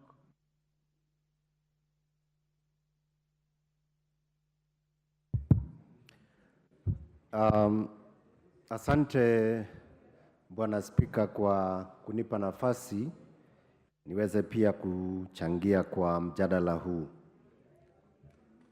Spika, kwa utangulizi ningependa kutoa rambirambi zangu kwa General Ogolla pamoja na maafisa wa KDF ambao walifariki kwa ajali ya ndege ambayo ilitokea hapa mjini ama nchini Kenya, haswa kaunti ya Elgeyo Marakwet, mpaka ya West Pokot na Elgeyo Marakwet.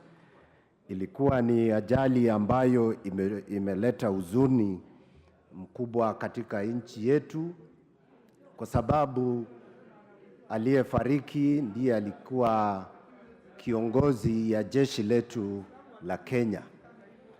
Na mambo kama hayo, Mheshimiwa Spika, yanapotokea yanatukumbusha mambo mengi kuhusiana, kwa mfano, wanajeshi wetu, na ndio hata tunaweza kuongelea mambo ya maaskari wetu na namna vile wanashughulikiwa katika nyanja tofauti tofauti hapa nchini na hata kule nje ya Kenya.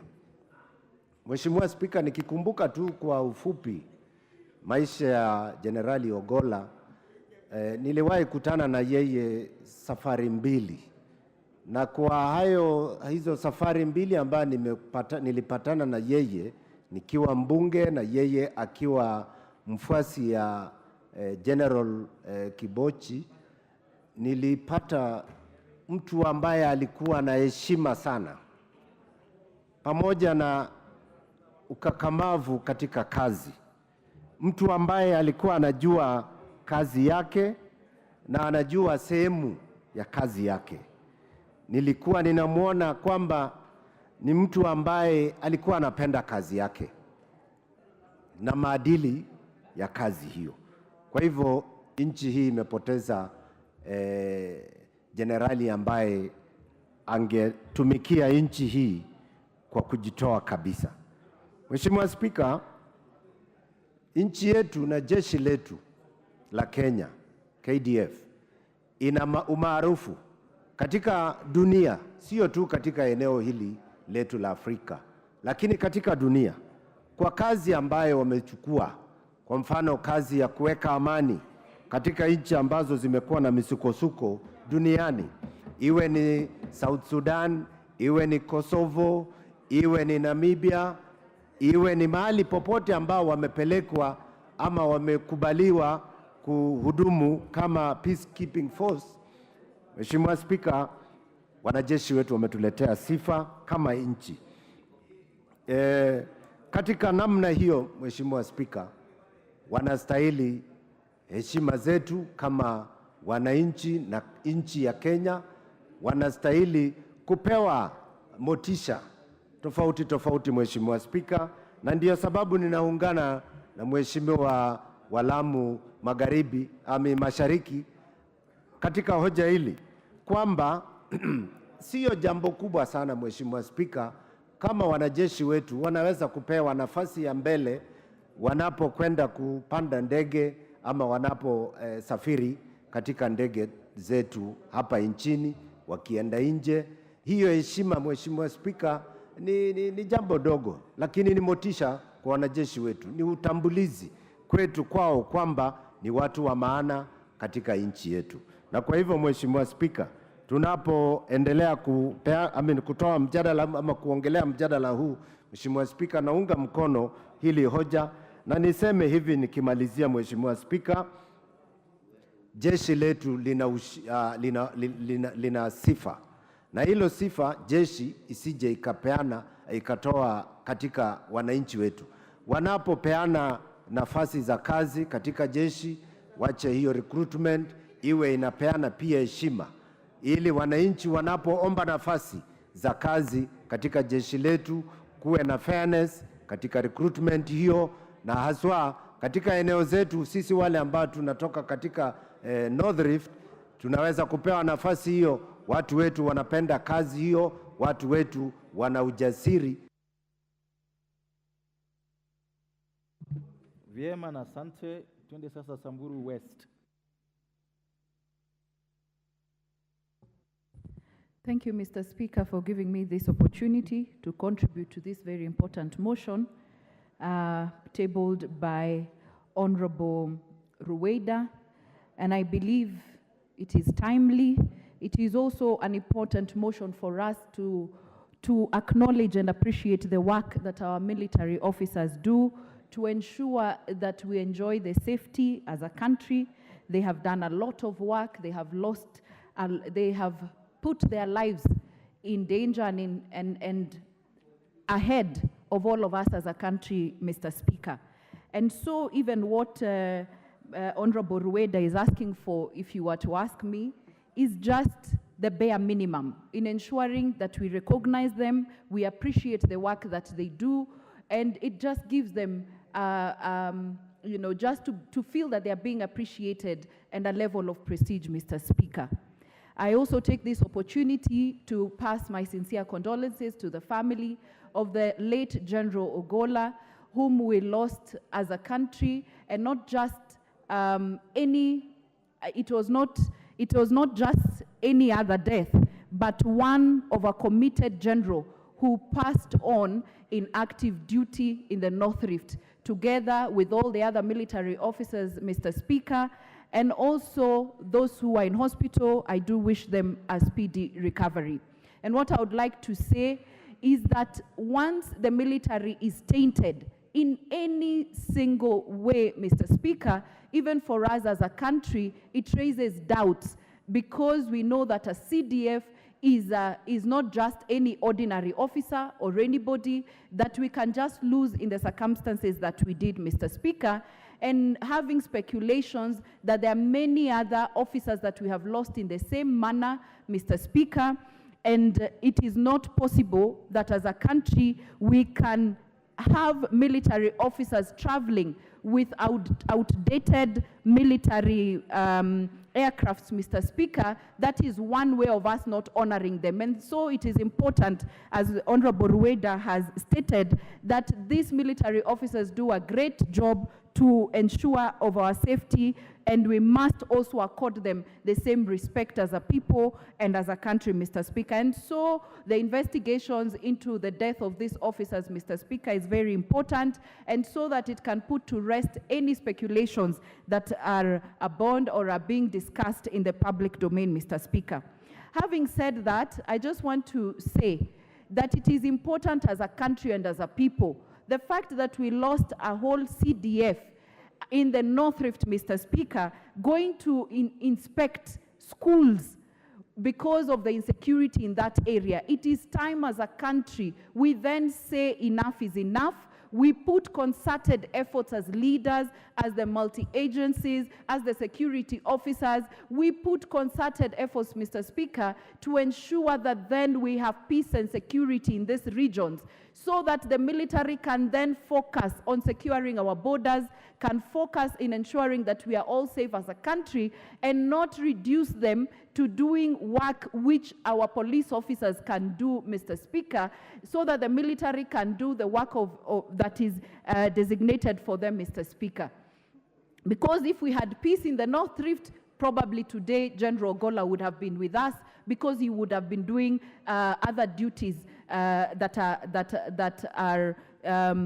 are his responsibility, Mr. Speaker.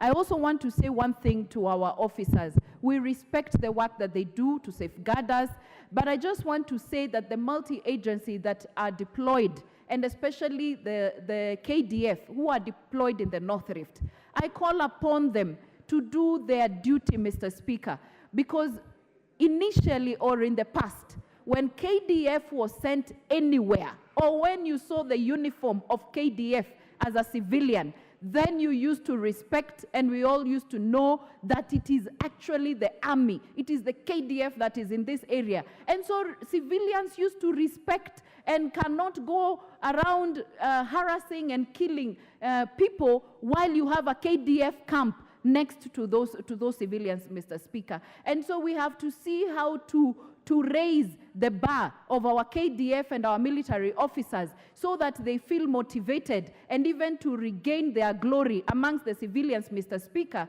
so that the civilians can respect KDF and respect the military and cannot go around.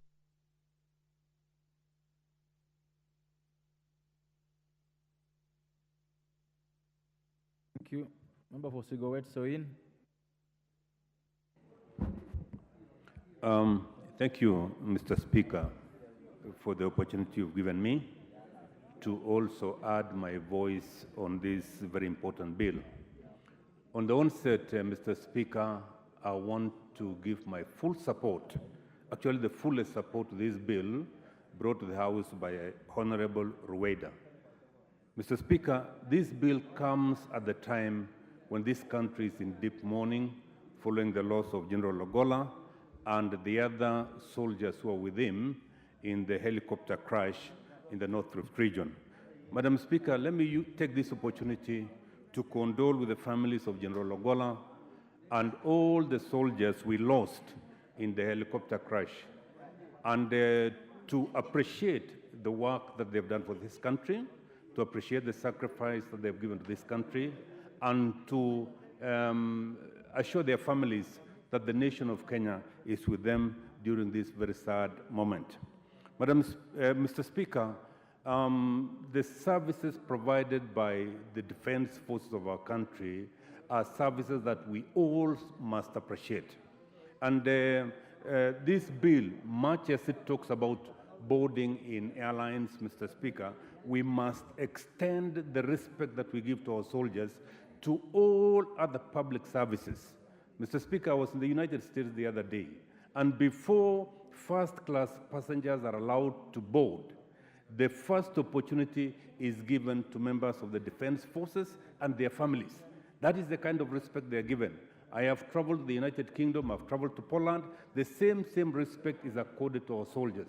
Mr. Speaker, we need to, as a country, to even go beyond what we legislate, to give utmost respect to our soldiers whenever we meet them in their official attire, even in their private capacities, Mr. Speaker, so that the sacrifice they give this nation, they know it will not be in vain. Mr. Speaker, secondly, the armed forces that we have in this country have certain specialized skills in matters engineering, in matters technology, all fields that support human endeavor and human advancement. They have specialized skills. And we, as a country, must allow our officers in the army to be able to provide us with these services in hospitals, in all other institutions in which critical services are being provided, Mr. Speaker. And finally, Mr. Speaker, as we honor General Ogola, we need to ask for proper investigations so that there is no room given for speculation following the helicopter accident, Mr. Speaker. Thank you, Mr. Speaker, for the opportunity, and I support. Thank you. Member for Karachuonyo.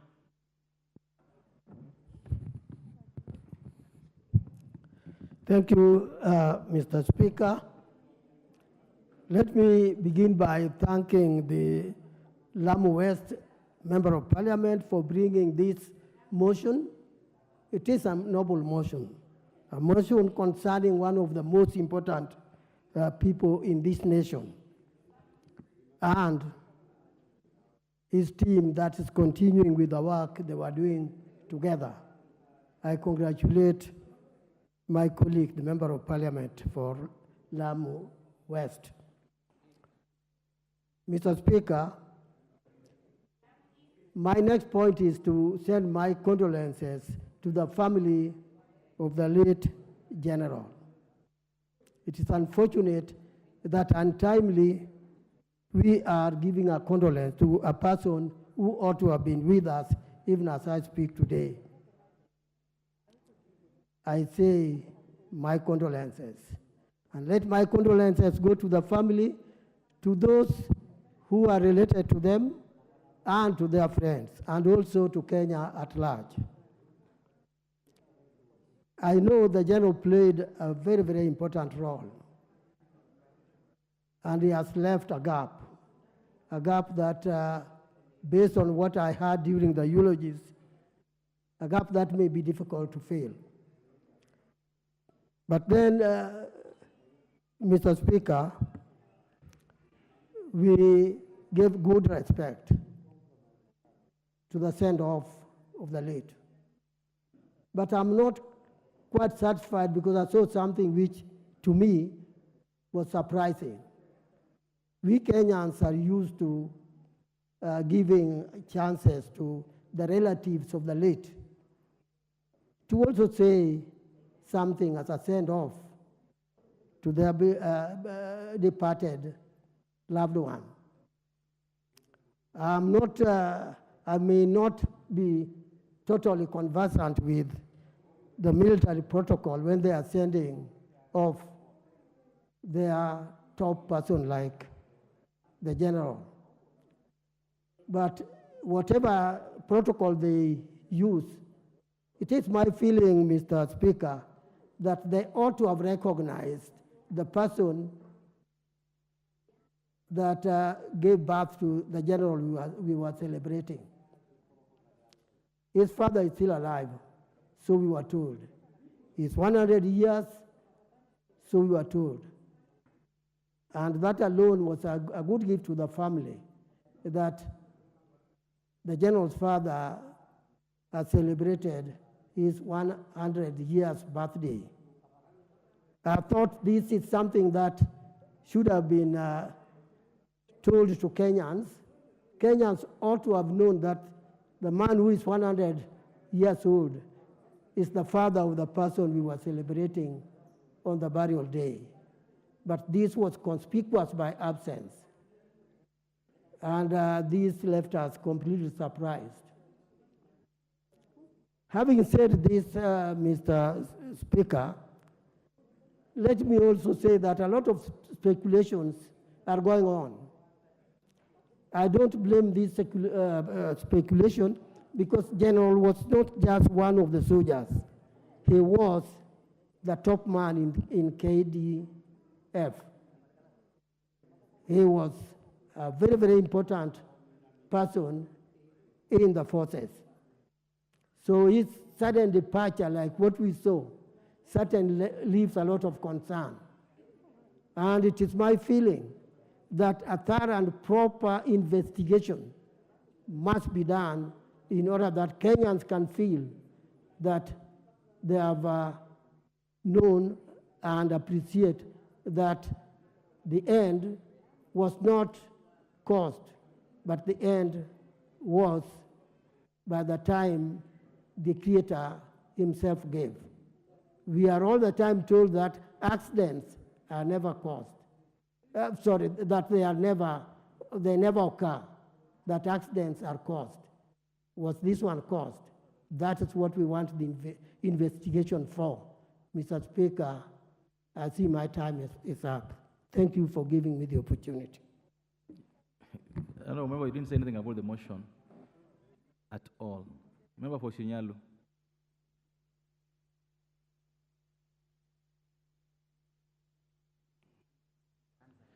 Thank you so much, Mr. Speaker, for giving me an opportunity to support the motion that has been brought to this House by the Honorable Member of Lamu East, Honorable Rueda. We all understand that we have our men and women in uniform. These men and women are working day and night to ensure they not only safeguard our territorial boundaries, but also safeguard our property and our lives. I therefore want to fully support that this is a high time that we need to look into various ways and measures that will look into helping and appreciating the various sacrifices that are made by these people.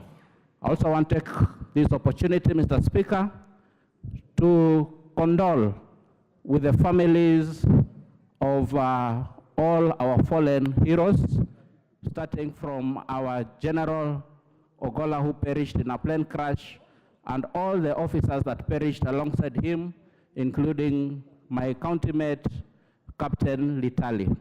It's high time as a country we look at how best we can support these families, even though it's very difficult to fill the void that has been left by these loved ones. Let us make sure that at least we ameliorate the situation by making life bearable for those that have been left behind by these wonderful people who are safeguarding our country.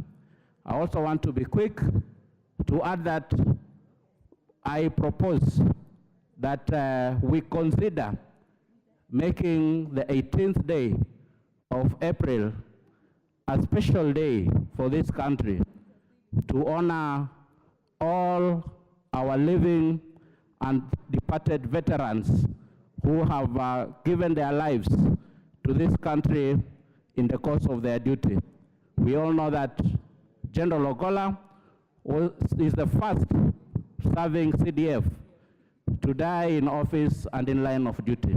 What an honor shall it be that we dedicate at least a day on our calendar, being 18th day of April, to celebrate and honor him, including all the other veterans. Also, Mr. Speaker, I want to take this opportunity to urge all of us to review the travel protocols of all our VVIPs, including His Excellency the President, the Deputy President, the PCS, and even our Speaker, so that safety should always be paramount when these wonderful people who are serving the country selflessly are traveling around the country and across the globe. I support Mr. Speaker. Thank you. Thank you. Member for Buri.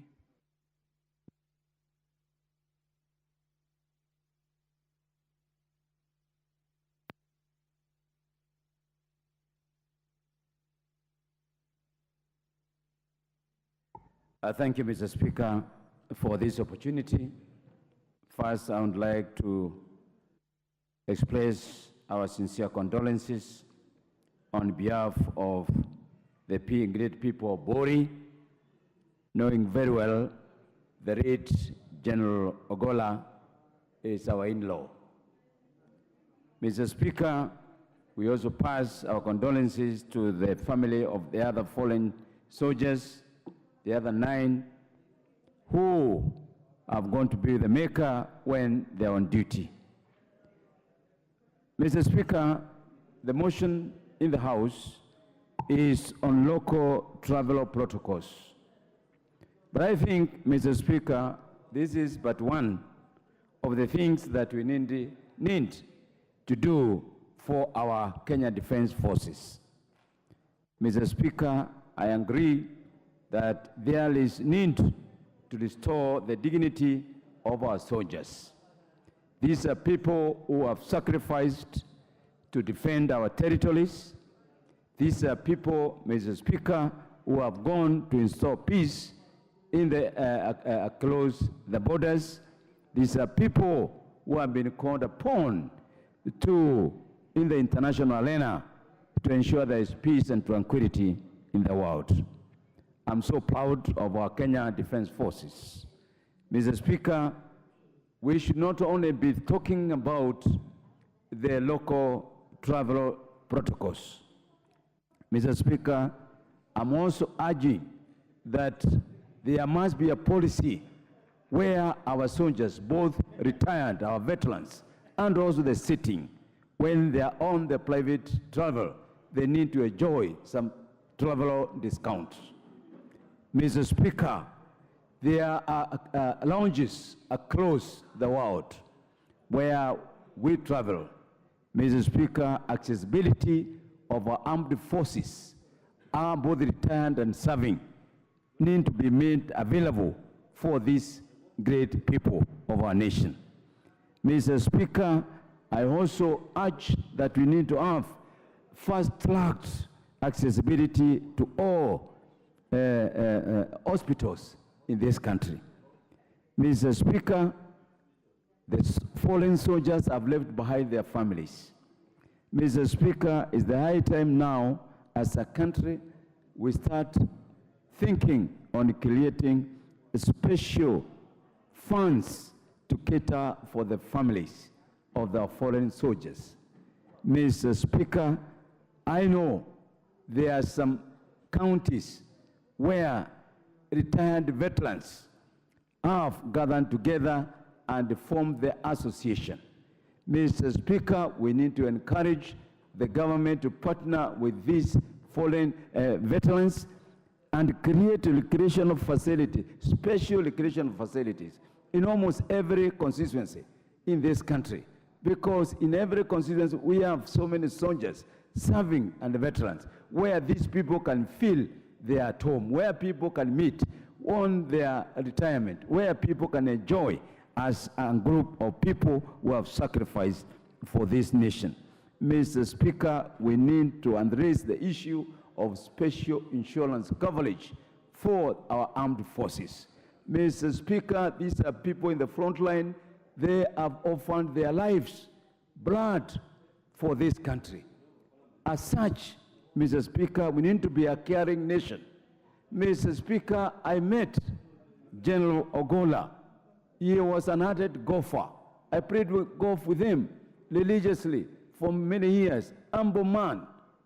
Mr. Speaker, he is married from my community. Mr. Speaker, he is a good man. He is a good man. We need to insist that once these VIPs are using some of these planes, Mr. Speaker, they need to be checked properly. They need to be fully serviced, Mr. Speaker. I therefore agree that these people need to be given special attention, not only on the flight protocols, but all other places, because these are men and women who have, when we are asleep, they are serving us. I thank you, Mr. Speaker. Thank you. Members, join me in welcoming in the public gallery a group of university students from various universities who come from Stahe constituency. They have come to follow proceedings of Parliament today, and they are welcome to do so this afternoon. Thank you. This chance goes to the member for Busia. Thank you, Mr. Speaker. First of all, I just want to mourn properly so I can come to terms and accept and finally move on. The general has left. He was buried, yes, but the truth has not yet been buried. We need thorough investigation with trusted people to carry it. I have been looking into a lifestyle of a soldier in Kenya. It is pigeonholed. They do not have a life. Everything about a soldier is grim news. It wounds me more to see how easily people can bury a general and forget immediately and try to come with narratives that gives us a scar deeper than it shouldn't be. A true soldier, especially those in Kenya, they are so exposed to toxins. I do not know how they protect themselves or what is provided to them, because most of the times we just see them in easy, simple fabric, the uniforms they wear that are not protective enough. Those who work in cold areas, intense cold, and those who are in places that cause them to be dehydrated, some of them collapse not because they were weak, but because of electrolysis imbalance in their body, dehydration. What they are given is not enough for anybody to carry the duties they do. The safety around them is a concern to me. They go through something that is called, I think, post-traumatic stress disorder, Because most of the soldiers, even those who are retired and they are in the villages, they look like they are crazy, they look like they are mad. Something is just a mess about them. But it's because of what they face day in, day out during their work. When I look at the pay slip and compare with what a soldier does, it is an ocean apart. I think we should improve their lifestyle, their livelihood, where they stay, because I see even in Busia some rusted shanty, round, a hut kind of, a house that it shouldn't even be occupied by any human being. But that is where, unfortunately, our soldiers live. And now seeing what happened the other day, a whole general, that helicopter, I don't think anybody even bothered to look into the mechanical side and everything else, because it is still, to me, a myth. I need somebody to unfold, put every detail openly. So as I mourn, I finally accept our soldiers are suffering, whether on the lower level or high-ranking level. Our soldiers need us to look into their status with more keenness as human beings. Thank you, Mr. Speaker. Thank you. The Honorable Gikaria. A member for Marakwet West.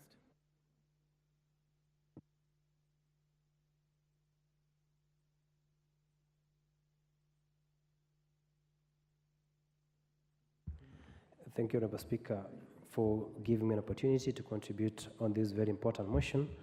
I wish to thank the Honorable Captain Rueda for such a progressive motion that she has brought before this House. Honorable Speaker, this is a perfect motion in honor of the departed CDF, the General Gola. Honorable Speaker, on behalf of the people of the Marakwet community, the land which led to the demise of the CDF, I wish to convey my deepest condolences. And Honorable Speaker, it's unfortunate that we lost the CDF in our land. Honorable Speaker, we believe that, and I believe that the death of CDF Ogola should serve as a pointer to the serious insecurity issues that we have in Kerio Valley. Of course, we cannot attribute the death of Ogola to the insecurity issues, but he was on a mission to ensure that the valley is stable. Honorable Speaker, that valley, Kerio Valley, which took away the life of Ogola, is a land under militia. And I hope we shall sit down as a country and be able to rethink on how we can be able to bring or to stabilize the issue of security along Kerio Valley. Because, Honorable Speaker, it is a challenge that as a country we must sit down and we'll be able to discuss broader ways to be able to stabilize Kerio Valley, which is prone to insecurity and which is currently under militia. So, Honorable Speaker, I hope this government will take proactive action to ensure that this particular area is safe so that we do not have incidences that lead to the loss of lives. Honorable Speaker, I rise to support the letter, the intent, and the spirit of this motion. Honorable Speaker, I was brought up by a military father, and I know the challenges that the military personnel face in this country. Honorable Speaker, sometimes they do not get the fair share of the cake in terms of the input that they put in order for our borders and us to be safe as a country. Honorable Speaker, the loss of Ogola, CDF, is a tragedy of monumental proportions because this is a man who has been eulogized as a distinguished military officer, and his life has inspired so many people, not only as a military officer, but the way he lived. He is a gentleman and he was a gentleman and shall remain a gentleman par excellence. Honorable Speaker, C.D. Ogola, his memoirs, his name should be permanently inscribed in the annals of history of this country. His name should be permanently inscribed in the Kenya's Hall of Fame as an officer who served this country with honor, distinction, and with integrity. Honorable Speaker, insofar as the motion is concerned, in terms of order of precedence, because we passed this motion as a House, but a motion cannot give us a solution. A motion must be acted upon, and the way to act upon this motion is to pass either a regulation, a subsidiary law, or a statute. Honorable Speaker, in this House, I've seen there is an order of precedence bill which has been pending before this House since 2014. We need to reconstitute and to resuscitate that particular motion and that particular bill, so that we have the order of precedence recognize the Kenya Defense Forces. Honorable Speaker, it is unfortunate that sometimes we recognize other people in this House that do not deserve that recognition. So I believe that if that bill is resuscitated, that is the order of precedence bill of 2014, if it is brought to this House, we pass, we ensure that in the order of precedence of this country, we give a befitting order to the Kenya Defense Forces so that their place in this country is reserved. Thank you, Honorable Speaker. Well said. Member for Luanda. Thank you very much, Honorable Speaker, for the opportunity given to me this morning to also add my voice to this important discourse. Honorable Speaker, first and foremost, allow me on my own behalf and that of the people of Luanda pass my condolences to the family of General Ogola and the 9 who perished in a very, very unfortunate incident that led to the loss of life. Two great men that served this country with great dedication, served this country with a lot of loyalty, Mr. Speaker. It's unfortunate that at a time like this, we can lose our dear ones, and more so great men who commit to work for this country by sacrificing themselves, by exposing and even risking their lives, Mr. Speaker, for the sake of our own peace. Mr. Speaker, I stand with these families at this point in time and that of the people of Luanda. Secondly, allow me also say thank you to Madam Rueda, Mheshimiwa Rueda, who has come up with a motion that will move a long way in recognizing and appreciating our soldiers. It is a fact that the military and the soldiers play a great role in ensuring that our borders are safe, in ensuring there's peace and tranquility in our country from external aggression. And Mr. Speaker, this is a group of people who are rarely acknowledged, despite the fact that they sacrifice most of their lives in risky environments. They work in very volatile situations, sometimes even having to lose their lives defending this nation. And therefore, the idea of establishing a priority boarding protocol for these great people is very much welcome, Mr. Speaker. And I stand to support and say that indeed it's a time that we did acknowledge and accord our gallant men and women the opportunity to be treated different to the great public, Mr. Speaker. I like the idea that we give them priority in our local airports, in banking halls, Mr. Speaker. The same should extend to our medical facilities and any other place, Mr. Speaker, that these great men and women will go seeking service. Because as you say, Mr. Speaker, these are people who need serious motivation. When we sleep in the comfort of our houses, more often than not, these men and women are out in the field protecting our borders, Mr. Speaker. When we enjoy the privileges that come with the offices some of us hold, Mr. Speaker, these men and women are never recognized and acknowledged. And therefore, this motion is timely. This motion is very much in time, more so at a time when this country is mourning the loss of dear ones, the loss of a general who was admired, a general who was a great mentor, a general who was a good example, a general, Mr. Speaker, who lived beyond what people expected, Mr. Speaker, because he was such a humble man. And therefore, this motion has come in time, Mr. Speaker, that we need to acknowledge and reward these people, Mr. Speaker. Secondly, Mr. Speaker, as we talk about priority protocol, let us also look at the kind of equipment our military are using. It is unfortunate that at this point in time, our soldiers continue using military equipment that are old, outdated. And Mr. Speaker, it was a high time that this country looked at the welfare of our soldiers. Because I believe and do believe, Mr. Speaker, that were we using military equipment that are modern, then maybe, just maybe, we could not have lost the dear soldiers that we lost recently. And therefore, I stand to support this motion and congratulate Mheshimiwa Rueda for having thought of such a good idea in time. Thank you, Mr. Speaker. I support. Thank you. Member for Kisauni. Asante sana Mheshimiwa Spika kunipa fursa na mimi nipenyeze sauti yangu katika mswada huu. Kwanza nimpongeze mjumbe wa Lamu. Honorable Daud, this was your chance, but you keep fidgeting. That's why I passed you on this one. This chance was yours, but you keep fidgeting and carrying your hands up. That's why I've not given you. If you just keep your cool and keep your seat, you'll get your chance. This was your chance, actually. But you keep fidgeting, carrying your papers up. It doesn't work like that. Don't remember, go ahead.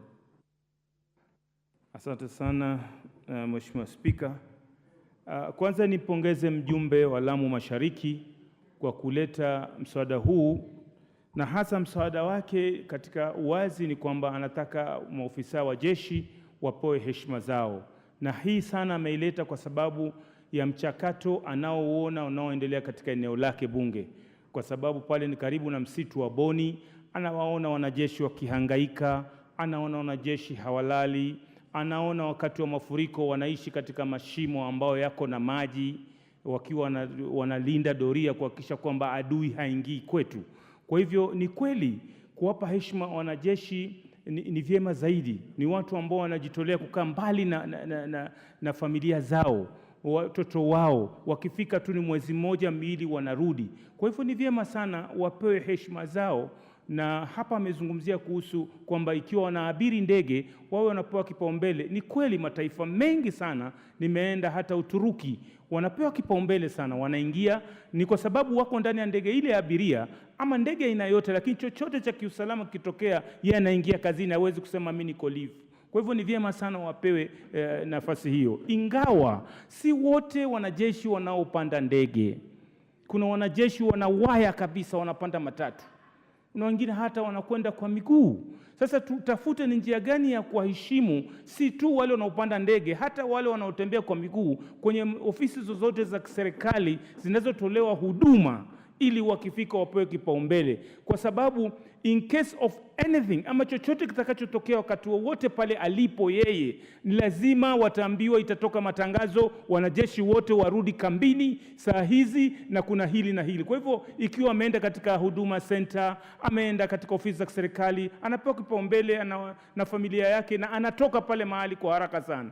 Na pia sisi tunataka kuwapa heshima na wao waendelee na heshima. Tunawaheshimu sana wanajeshi wetu. Tangu tupate uhuru mwaka 63, kumetokea upuzi katika serikali mara mbili, pengine wakati wa Mheshimiwa hayati Kenyatta mwaka fulani, na halafu ikatokea wakati wa Mheshimiwa hayati Moi, mapinduzi kidogo, lakini yalikuwa muda mchache tu ya walevi, lakini wanajeshi wengi sana wanaheshima wa Kenya. Tunawashukuru sana.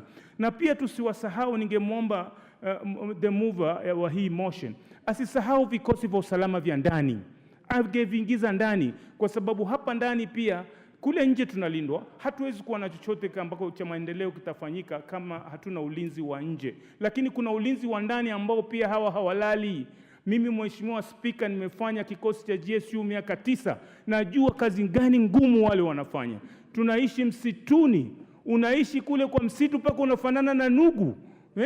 Kazi ngumu. Iko wakati sisi tulikuwa tumekaa katika, nikupa mfano, tulikuwa Chepchoina, tunapambana na wezi wa mifugo. Kukatokea shida Mount Elgon huko juu, sisi tuko katikati. Ikabidi kelele tumesikia za wananchi juu, tukabidi sisi tutoke pale katikati kwenda huko juu, na wale majambazi kule juu wanarusha risasi kuja chini ambazo zinawaka moto tunaziona, lakini we have to go, lazima twende kwenda kuokoa maisha. Kwa hivyo hata vikosi vyetu vya usalama wa ndani wanapata shida sana, ambayo ni vizuri zaidi pia nao waingizwe katika hiyo kwamba wapewe heshima zao. La mwisho, naona time yangu nataka kwenda, Mheshimiwa Spika, ni kwamba afya, huduma za afya kwa hawa askari ni muhimu sana. Wengi wanatoka katika hizi sehemu za wakati wameretire, wamestaafu, wanakuwa wagonjwa sana, hawawezi kujitibu kwa sababu hakuna fedha wanapata za kutosha ambazo wazajiendeleza. Ni zile huduma za afya tuwakubalie, hata kama yeye kwa vile alifanya kikosi cha ulinzi wa usalama ndani na nje, wapewe hata kama wamestaafu, waweze kuendelea na huduma hiyo, kwa sababu wengi huwa wagonjwa. Mheshimiwa Spika, nimepiga attention miaka 9 mpaka nasikia hichi kiuno sengine kina tabu, lakini inabidi nijitibu mwenyewe, ambao serikali ingetosha ichukue jukumu hilo.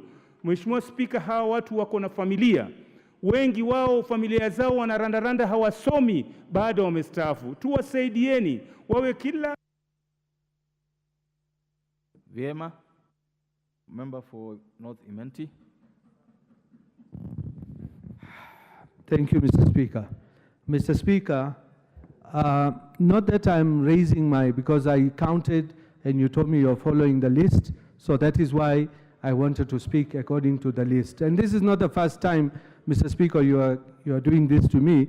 I'm a senior member as well, so I have to be respected as well, but that is not the question today.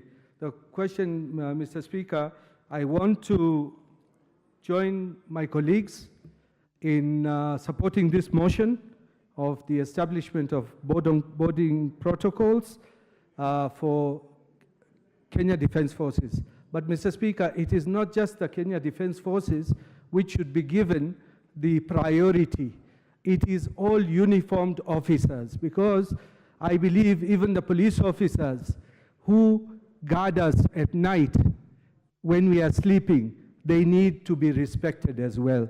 Like Honorable Benzema has said, even the GSU who go to fight the bandits are officers who need respect. Mr. Speaker, it is not just regarding aeroplanes or aircraft when they board, because like you said, many of them probably cannot even afford to go on a plane. But Mr. Speaker, we need to give them special passes to access medical care, to go in front of the line, if there is a line in front of even the members of parliament, Mr. Speaker, because they need, even if they go to a banking hall, if they stand in a queue and there is an emergency, who will protect the people? So, Mr. Speaker, we need to put the protocols. And Mr. Speaker, it is a pity that the other day we lost General Ogola and his colleagues, Brigadier Said and all of them. And people, the only thing they could think of, the people who were there, the only thing they could think of was to steal the items on the people who are either dead or who are fighting for their lives. Mr. Speaker, we need to get over this thing of accidents, even car accidents, where people try to steal from the unfortunate who have been involved in accidents. Mr. Speaker, it should prick the conscience of this country, of our people. How far can we fall down? Because if there is an accident today on the Meru-Nanyuki Road or Meru-Nairobi Road, and something, we are not saying that we want to have accidents, but something happens, and you will see a lot of people just rushing. Some of them will be helping, but some will be helping themselves to the watches, to the wallets, to the personal belongings of the accident victims. Mr. Speaker, we, as well as we condole with General Ogola's family, because his wife even comes from Meru County, and we say sorry to him and to the family, but we even need to remember that there were others who died with General Ogola. There was Captain Soro, who was buried maybe the next day. Brigadier Said Swaleh, and others as well, Colonel Kitani. So we need to remember all who died in the line of duty, as well as the ones who are dying, because as we are speaking right now, we have a burial in Bore constituency of an army officer who was killed by bandits stealing our cows and goats in Meru County.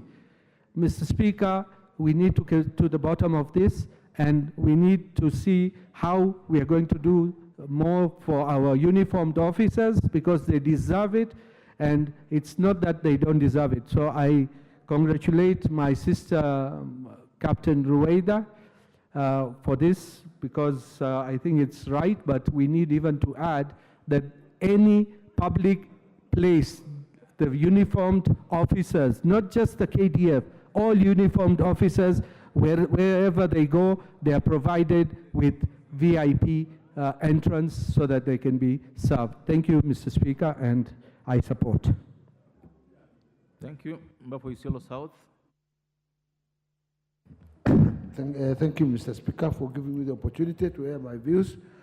One for one, I will take the earliest opportunity equally to send my condolences and that one of Isiolo South, the great people of Isiolo. Condolences to those soldiers who have fallen. In fact, one of them comes from my area, and we always pray for them that God will rest their souls in eternal peace. Mr. Speaker, this is becoming more or less like monotonous. What is happening in Kenya? Death out of plane crashes carrying distinguished people. It has happened. And this thing has something to do cattle rustling, clan rivalry, and all these things. For how long are we going to go to all this whenever we are going to send some dignified people, sending to sort out some of these issues, barbaric issues, like cattle rustling and ethnic clashes? And then in the end, the result is that lives are lost. We have lost enough, and I don't know how long we are going to wait for until we try to remove some of these things, these barbaric cultures of clan rivalry, of banditry, and all these things. To the point, to the motion, I'm also thanking Captain Rueda for presenting this one. It is timely because the mood of the country is about KDF because of the death of the personnel. And I think it's the high time we have to think about. It's just too little to be given this protocol, because it's rewarding them and motivating them and giving them, okay, that they are recognized wherever we are. That one will still, although we have done very little in trying to motivate our people, we have seen them in the war fronts in Somalia, we have heard about them, and they have lost their lives in many places trying to defend us. So giving them this small token of appreciation, I think is in line, and I support. Thank you. Member for Kwale.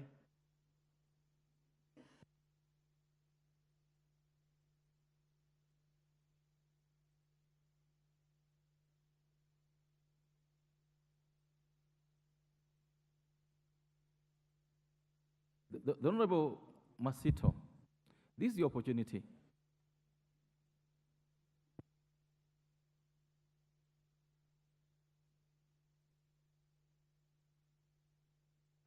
Hoja iliyoko mbele ya bunge hili wa Lamu Mashariki. Mheshimiwa Spika, kwa kusema ukweli, kwanza nianze kutoa pole zangu kwa familia ya wale wanajeshi waliofariki hivi majuzi katika mkasa ule wa ndege.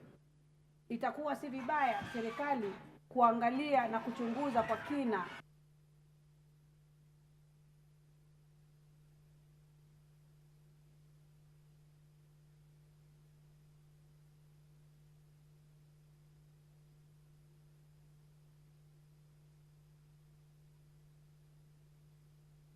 nasema poleni kwa familia, na pia katika mswada huu wa kuangalia ndugu zetu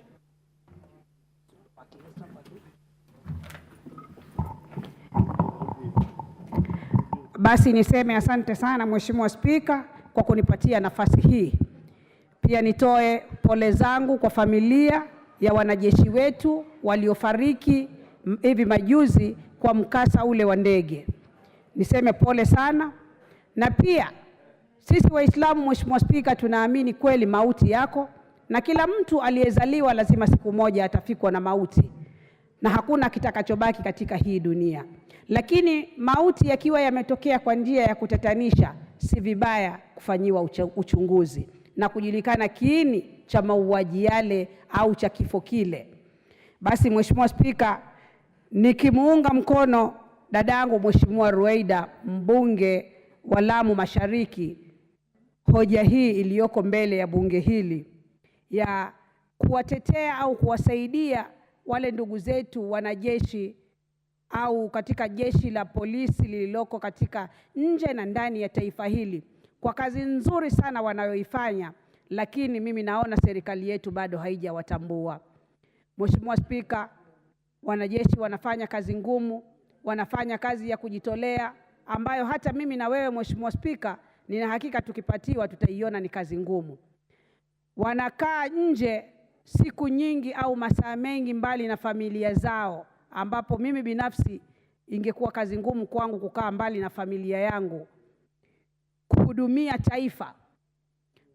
Ningependa serikali iwaangalie, wabunge wapate heshima mahali popote wanapotembea, wanajeshi wapate heshima mahali popote wanapotembea, wapate makazi mazuri, waheshimike wakati wanaposafiri na wakati pia mahali wanapoishi. Utapata hata sehemu zao za makazi na malazi ni duni sana. Ingekuwa vyema katika hali ya kuwaheshimu kwa kazi ngumu wanayofanya, wapatiwe ile tunaita priority kila mahali wanapoingia. Hawa ni ndugu zetu na tutaishi na wao, na tunajua kazi yao wanaoifanya ni kazi ya kujitolea, lakini mishahara yao Mheshimiwa Spika, wanapata mishahara duni sana. Na pindi wanapostaafu, wanajeshi hawa mara nyingi maisha yao huwa ni duni kwa sababu ya yale mapato ambayo walikuwa wakipata wakati wakihudumia taifa hili. Mheshimiwa Spika, nimekutana na wanajeshi wengi sana ambao wanaishi maisha ya uchochole. Miaka imesonga, hawezi kufanya kazi yoyote. Wengine wanaenda paka amesharitaya kutoka kwa jeshi, lakini anatafuta kibarua katika hoteli zile zilizoko kule kwetu upande wa pwani. Unakuta anatafuta kibarua tu afanye kwa hoteli kama security officer. Ni jambo la aibu. Tunapenda na wao pia wakistaafu waweze kuishi maisha mazuri, wao na watoto wao pia waweze kupata elimu na maisha yaweze kuendelea vizuri. Mheshimiwa Spika, hakuna watu wengine watakaowatetea isipokuwa ni nyumba hii idumishe na itengeneze sheria maalum ya kuweza kuwalinda ndugu zetu wale wanajeshi. Basi niseme asante sana Mheshimiwa Spika, na naunga mkono hoja hii iliyoko mbele ya bunge hili iliyoletwa na dadangu Captain Ruweida, mheshimiwa mbunge wa Lamu Mashariki. Asante sana Mheshimiwa. Thank you. Member for Kilifi North.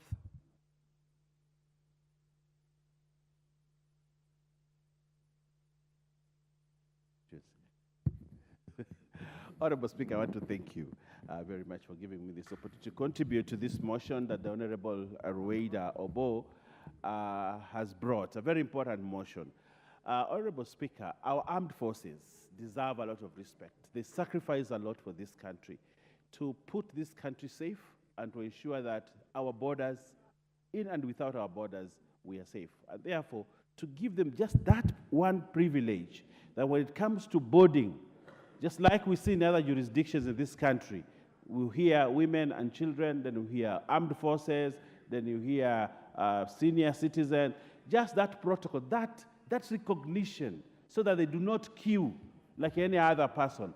And I would like it even to be expanded to other places, where even in the banks, the general does not have to queue, when he comes for service, because he has sacrificed. These are people who are always on the firing line, and we would like to accord them that. But more important also, Honorable Speaker, is also to look at the welfare, because this is part of welfare of our armed forces. The greatest welfare that we can accord our armed forces is for them to be able to use equipment that is safe, equipment that is solid, not equipment that will backfire on them. For example, if you see, we've had very many accidents, air accidents especially, involving equipment or machinery or aircrafts, especially for the armed forces and the police. We have lost a significant number. As a country, we must review that so that our military are accorded equipment that can help them manage their trade better. But I also want to say here, Honorable Speaker, as we take care of the military, we also need to take care of our state officials. Honorable Speaker, I have looked at the presidential jet. The presidential jet has been there. In books, probably it is written off. But because we are a country that we are, we still want our president to travel on the same presidential jet. That presidential jet is piloted by the Kenya Air Force. The people who work in that presidential jet are Kenya Air Force officers. Just like we want to buy equipment for these others, we also need to give these officers who man the presidential jet a jet that can assure them of their safety as they travel from one place to the other carrying the president and his entourage.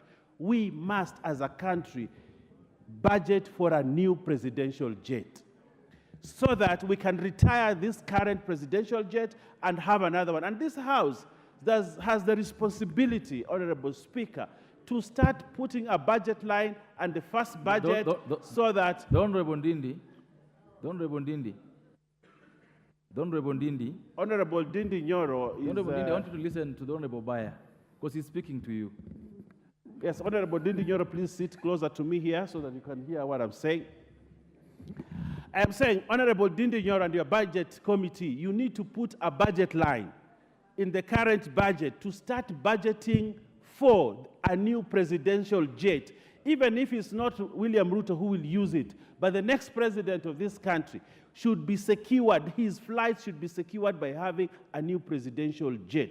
This presidential jet that is being used now is an old machine, is an old equipment that now must be retired and probably put in the museum so that those people who never knew about Honorable Daniel Arap Moi, never saw his reign, we credit him for buying that jet that particular time so that even Roku can go and see that jet because he was not there during Arap Moi's time. But I want to emphasize, Honorable Speaker, we have an obligation to provide the president and his entourage a safe equipment in the air as they travel to represent this country. That we must do with urgency, and I think we can find the money to buy that new equipment, including the Deputy President's plane. I have traveled with him, once, and I know the quality of that aircraft. It needs to be replaced so that we can keep everybody safe. If we want to keep our armed forces safe, let's give the head of state, who is the commander-in-chief, also a safe equipment to travel in this country and outside the country. I thank you, Honorable Speaker. For Mosop.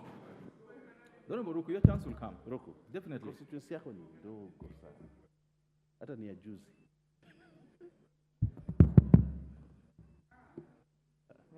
Switch off. Member for Mosop. You can even start talking on mine.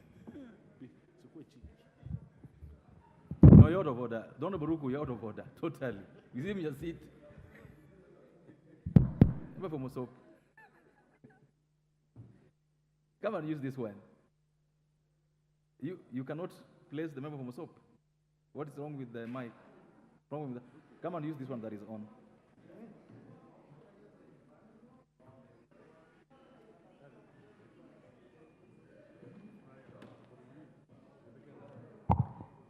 Thank you, Mr. Speaker, for this opportunity that you've given me. Allow me, first of all, to send my sincere condolences to the families of the soldiers that we did lose last week.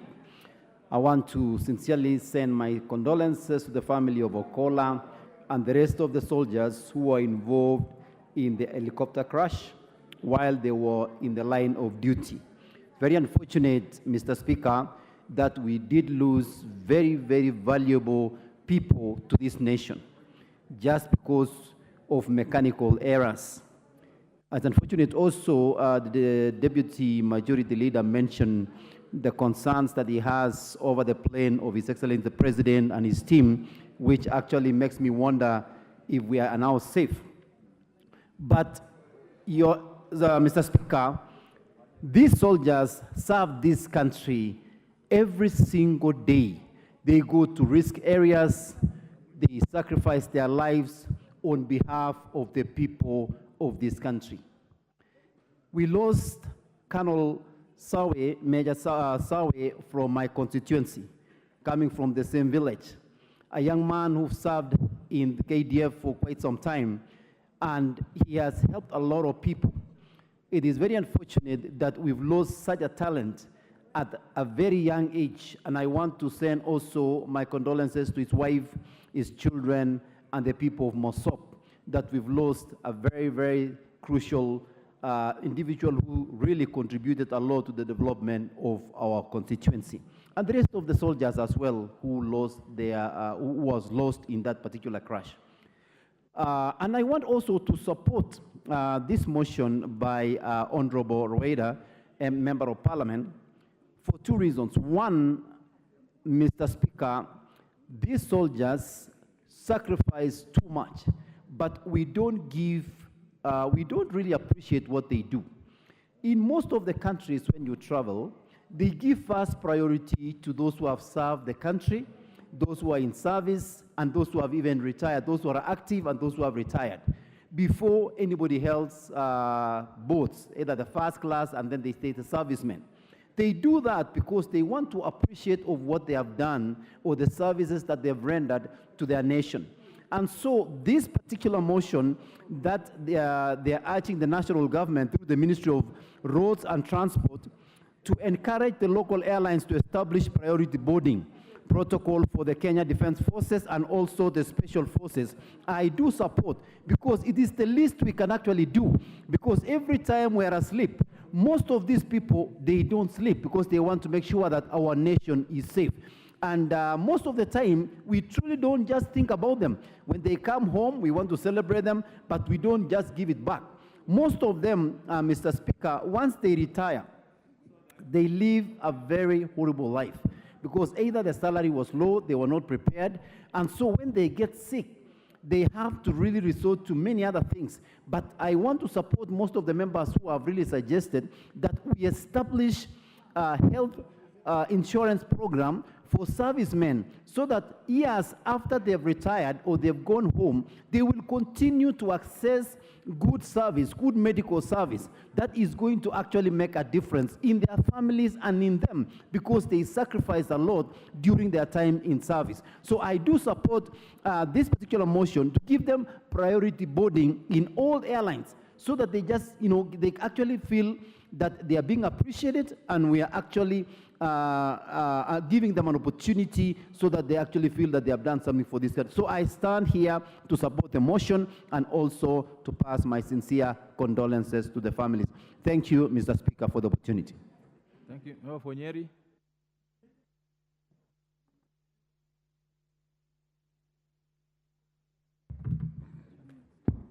Thank you, Honorable Speaker. Honorable Speaker, I start to give my condolences to the family of Major General Ogora and our soldiers. Also in Nyeri County, we lost one soldier, George Magondo. Honorable Speaker, I also want to support the motion. Considering the members of the forces, the way they face life-threatening risks as they carry out their duties in those areas. And I would urge the leaders from those areas to come together and see how we can have peace, because you can see now we have lost our soldiers and we've been losing children and mothers. It is also important to accord the special privileges to our soldiers as they are our brothers and sisters. I also want to urge leaders in this house, we should stop playing politics the way people are saying that maybe there was something, and that is why now what happened. We want to urge our leaders to allow the government to do the investigation, and we also need to consider that they have the Ogora's family and our soldiers, they have families and children. We need to be sensitive. Honorable Speaker, in Baringo, West Pokot, we've been having those chaos all along, and we have a committee called National Cohesion. We would urge the chair and the members of National Cohesion to come together, go visit those areas and know exactly what is happening.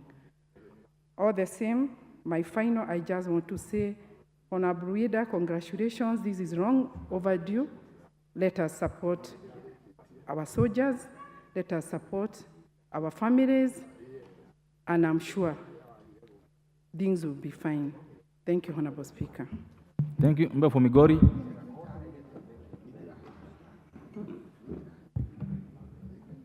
Thank you, Mr. Speaker, for this opportunity to contribute to this very important motion. First, I want to congratulate my sister for bringing this motion to the floor. We thank Almighty God for the families that lost their beloved ones, for giving them strength, and we ask Allah to give them more and more strength. Mr. Speaker, the plight of our soldiers is not just, as much as I support the motion, it is not just about giving them the protocol they deserve. They deserve respect. Respect starts from the highest office to the smallest office. And without being referred to as politics or politician, I think we owe Kenyans and most General Ogola in his death an apology. What we saw during his mass, where he was being blamed on something that God knows if he did or not, but in the African community, a dead person is given respect. I think it is very wrong for someone to come out and mention the things that were mentioned about General Ogola. At the same time, you sit down and wipe your tears. It's mockery to the dead. It's mockery to God. So I am requesting the government of Kenya to apologize to Kenyans and respect that the defense forces do not do politics, do not eat politics, do not practice politics, do not dance with the politicians. They are out there to protect us and protect our land. And so they deserve dignity of highest order. On behalf of Kenyan government, as the woman representative of Migori County, I apologize to Kenyans and the family of General Ogola. The Christians who worshipped with him said he was a man of integrity, a man who valued his job more than anything else, and you can see in his lifestyle how much he valued his country. It is absurd, and I request that God please forgive us for mentioning General Ogola in his death in such a manner that we did. May you, Allah, please forgive us. Mr. Speaker, our defense team, this is the first time in the history of Kenya that we have lost such an important person of the defense team. I am wondering, what has the government thought of as the emotions that were shed during General Ogola's death, other than his immediate family? There's a family that he worked with for 40 years. And in particular, I saw a lady who wept with a lot of pain. I don't know how close she was to her boss, but I'm imagining how many of them were weeping inside. How many of them were praying that I wish our general lived. I'm requesting the government to offer emotional support to the defense team, especially those who were seen on screen crying bitterly and sadly about the loss of the general. So please let us support them emotionally. If we leave them like this, that is a very sensitive area, and knowing that he has lived there for 40 years with them, just leaving them there. What is out of order, Honorable Ruku? Mr. Speaker, I think it's not appropriate for the honorable member to bring in a lady who was mourning and trying to cast aspersions that this lady was extremely close to the general in a manner she would want to know. Please, it is important to leave the family of the late Ogora to mourn in peace. Thank you. It is unfortunate. Thank you. For the honor. That will pass. Go ahead. Mr. Speaker, I would like to repeat that because he has commented about it. It might go out in the wrong way. Please give me the honor to do so. My dear brother, Mheshimiwa, I meant that that was his staff. That was a junior, and they had a relationship at work. And the way the lady was weeping, she deserves to be supported emotionally, and not only her. There were also men in uniform who were weeping, and they deserve to be helped emotionally. Please don't bring petty issues into a major issue like this. Be sensitive enough yourself, and use the right words when I'm using the right words. I am pissed off with that statement because I'm a Muslim woman and I know how much we respect our fellow women. That is insensitive of you. Thank you, Mr. Speaker. No, this is your chance to contribute on this particular motion. Thank you, Honorable Speaker, for this opportunity. I want to, first of all, congratulate Honorable Roida for this motion. It's a very timely motion when this nation is going through some challenges as far as security of our nation is concerned. Mr. Speaker, motivation within the military service, and not only military service, but also within the security sector is extremely important. How do we ensure the motivation in the military is achieved? One, the former General Torje came up with very, very key rules which are still guiding military up to date, so that military can be motivated, and that was to ensure when the army as a force is the CDF this year for the period of 4 years, then the next is rotational. We can go to Navy, we can go to Air Force. This is to increase the motivation within the military service. Mr. Speaker, this motion is also to ensure that the military is able to conduct its mandate, constitutional mandate, to defend this nation from external aggression or even internal aggression in the most appropriate and effective manner. Therefore, it is important to support this, Mr. Speaker. I happen to be in late Ogora's burial in Siaya. I attended the send-off, and it was a very dark day. And it's not only it was not only the dark day for the people of Siaya, but also to all the family members who lost their loved ones in that crash. And they come from different parts of this country.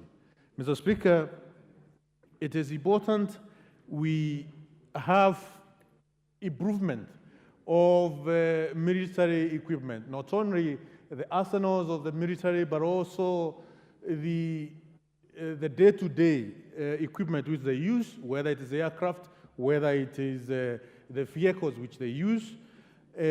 We must be able, this House must be able to be accountable as far as the budget which is allocated each and every year, which goes to improvement of the equipment which military uses, must be properly accounted for.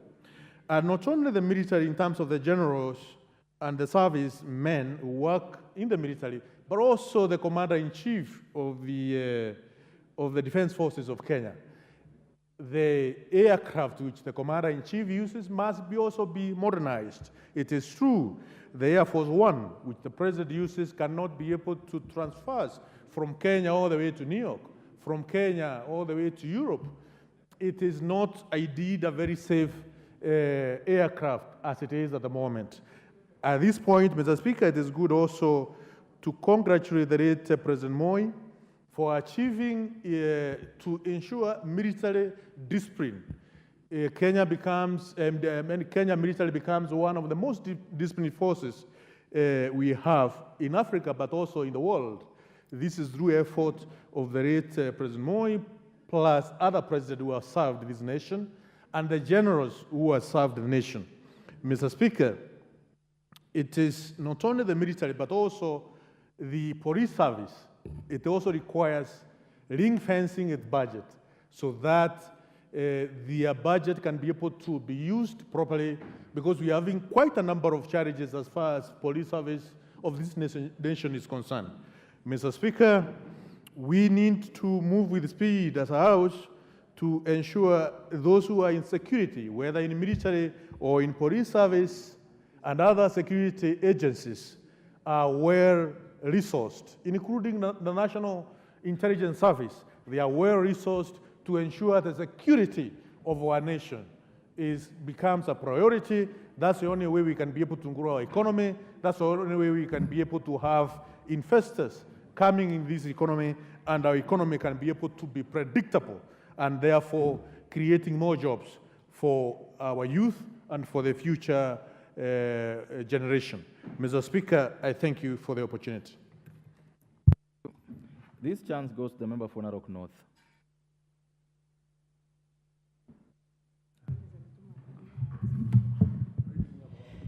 Thank you, Mr. Speaker, for giving me this opportunity to contribute to this motion on the establishment of a priority boarding protocol for KDF and KSF personnel. I want to support this motion, and I support this motion because this is very important to our soldiers. These are people who don't sleep. These are people who are never with their families. They are always away from their families. And when we look at our relatives who are in KDF or soldiers, you look at them and sympathize with them. Because these people have no time to develop their families or to be with their families and take care of their families.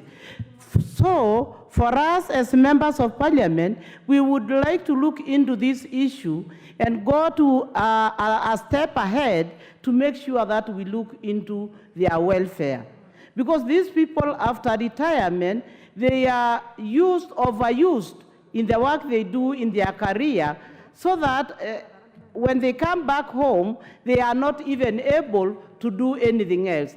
And when they come, these people are not healthy because they have never gotten an opportunity to go for the insurances so that they can go to the hospitals that they need. So these people, we should look at them as our brothers and appreciate the work they do. And we shall appreciate the work they do by making sure that we look at their welfare.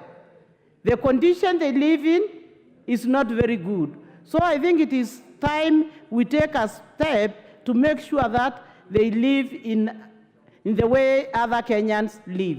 So I take this opportunity to thank the Member of Parliament for Lamu East for bringing this motion. It is an important one, and I support. Thank you. Thank you. Member for Sotik. Elisha, you'll have to put your card here. You won't get a chance to speak if you have no card. You can be sure about that. Just go up there. There's a place they leave a temporary card over there. Thank you, Mr. Speaker, for giving me this opportunity to also contribute on this very important motion. On the onset, Mr. Speaker, I want to join my colleagues in condoling the families and the nation on the losing of our gallant soldiers during the helicopter crash. Mr. Speaker, while I condone the families and relatives of all the 10 soldiers who passed on, I want to single out our General Ogola. Mr. Speaker, I watched the funeral service from beginning to the end. And Mr. Speaker, what came out is that this was one of the best soldiers in this country. And Mr. Speaker, I, on behalf of the people of Sotik, want to request that as part of our honor for this general, I want to request that one of the streets in Nairobi be named after General Ogola, so that it can remain as part of our history. Mr. Speaker, I want to state here that I have had an opportunity to work with these soldiers very closely when I had a tour duty in the northern Kenya. And Mr. Speaker, I want to attest here that these people are working in very difficult situations. Mr. Speaker, when they are out there, you cannot understand what they go through. But Mr. Speaker, I have seen them, and I know what they are going through. And Mr. Speaker, when Honorable Member from Lamu East brings in this very important motion, I allowed her. I want to thank her because it is very timely. Mr. Speaker, I've also worked in West Africa, and I managed to visit these people when they were on a mission in Sierra Leone and Liberia. And Mr. Speaker, the kind of honor which they are given out there is unparalleled. Mr. Speaker, in Liberia, for example, people talk about Kenyans, not because of ambassadors, it's because of the soldiers who worked in that country.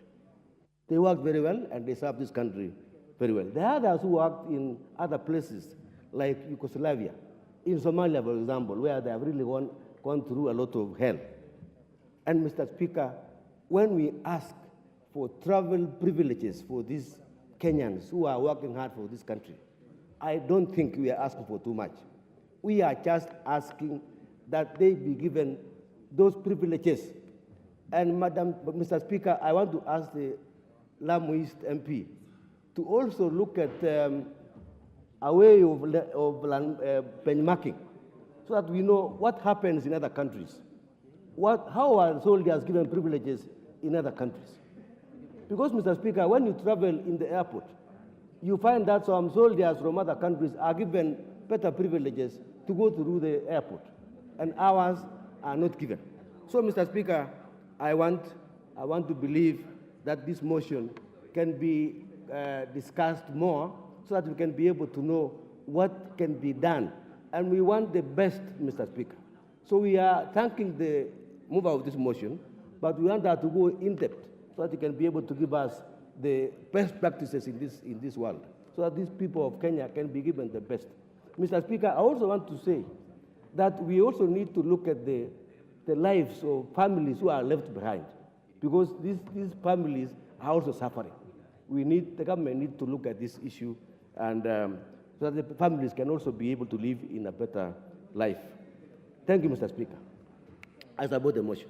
Thank you. Member for Game.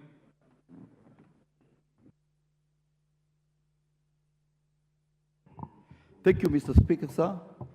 I rise to support the motion by the Honorable Captain Rueda Obo. And I think she edifies the importance of our military in securing the safety of this country and ensuring that our borders are safe.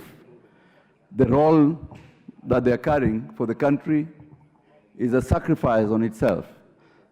So I totally agree with her that they should be given preference in terms of protocol when they're boarding our local airlines. Having said that, Mr. Speaker, allow me to pass my condolence to the passing of General Ogola.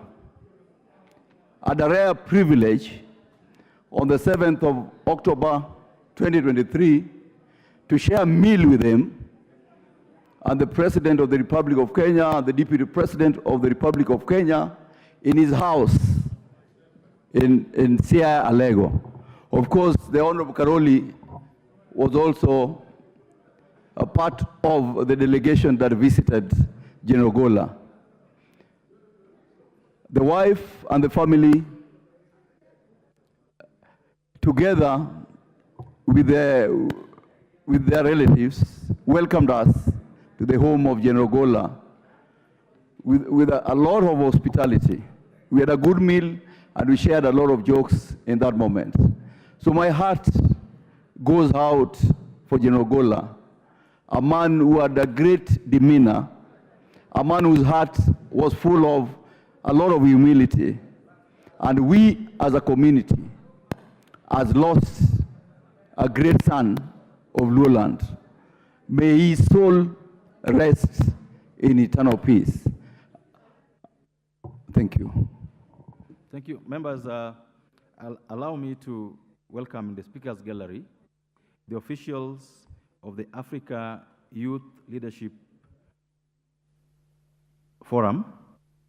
This is a forum consisting of Secretary Generals of universities in the country, including, it's a long list, I just read very quickly, including Brian Wekesa of St. Paul's University, Christopher Nyakundi Thomas of Kabak University, Peter Wekesa of African Nazarene University, Levis Omusa of Machakos University, Wekesa Tibo of Ramadan of University of Embu, Maurice Mzalendo of Tharaka University, Anode Nyangenya Umaye of Scott Christian University, Remy Ouma of MMU, Kennedy Wangari of Strathmore University, Mwangi Peter Mbugo of Marist International College, Carlos Abich of Mount Kenya University, Baraza Philip of Presbyterian University, Alex Joroge of Southeast Kenya University, Shishia Baraza of Kiriri Women, Gati Lavenda of Kabarak University, Ramesh Saxena of University of Nairobi, Sharon Musiaka of TUM, Runi Okemuticho of KCA University,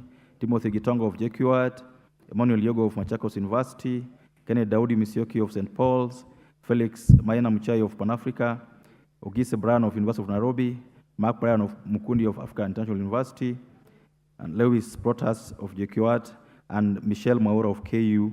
They are also accompanied by their secretariat members. We should welcome them to Parliament this afternoon and hold our proceedings. Thank you. And at this point, I'll give the Honorable Soro, who I'm told is the interlocutor, to say a word in a minute, in 1 minute. Yes, thank you very much, Honorable Speaker. Honorable Speaker is just to welcome the student leaders from the 25 universities of our country, the Secretary Generals.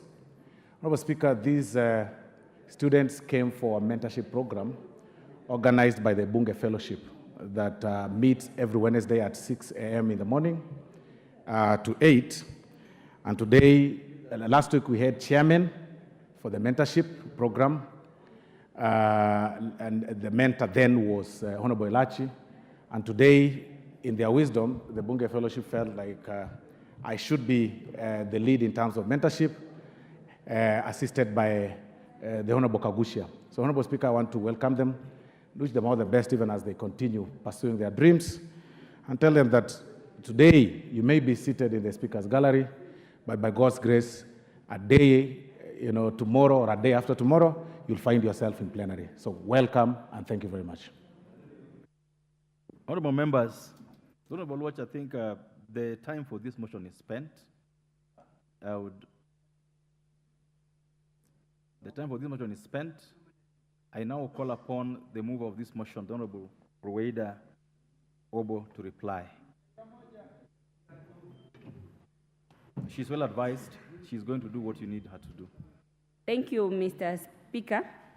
I will contribute 1 minute to 5 members.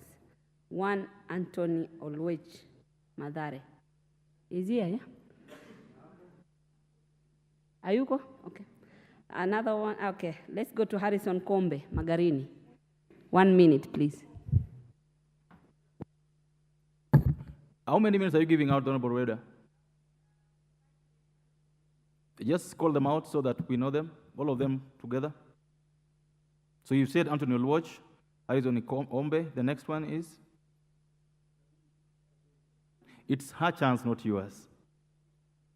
It's her chance to say what she's giving, not you to say. Okay. Anthony Olwech, Harrison Kombe, Mheshimiwa Shakil Shabir, Pauline Samburu County Women Rep.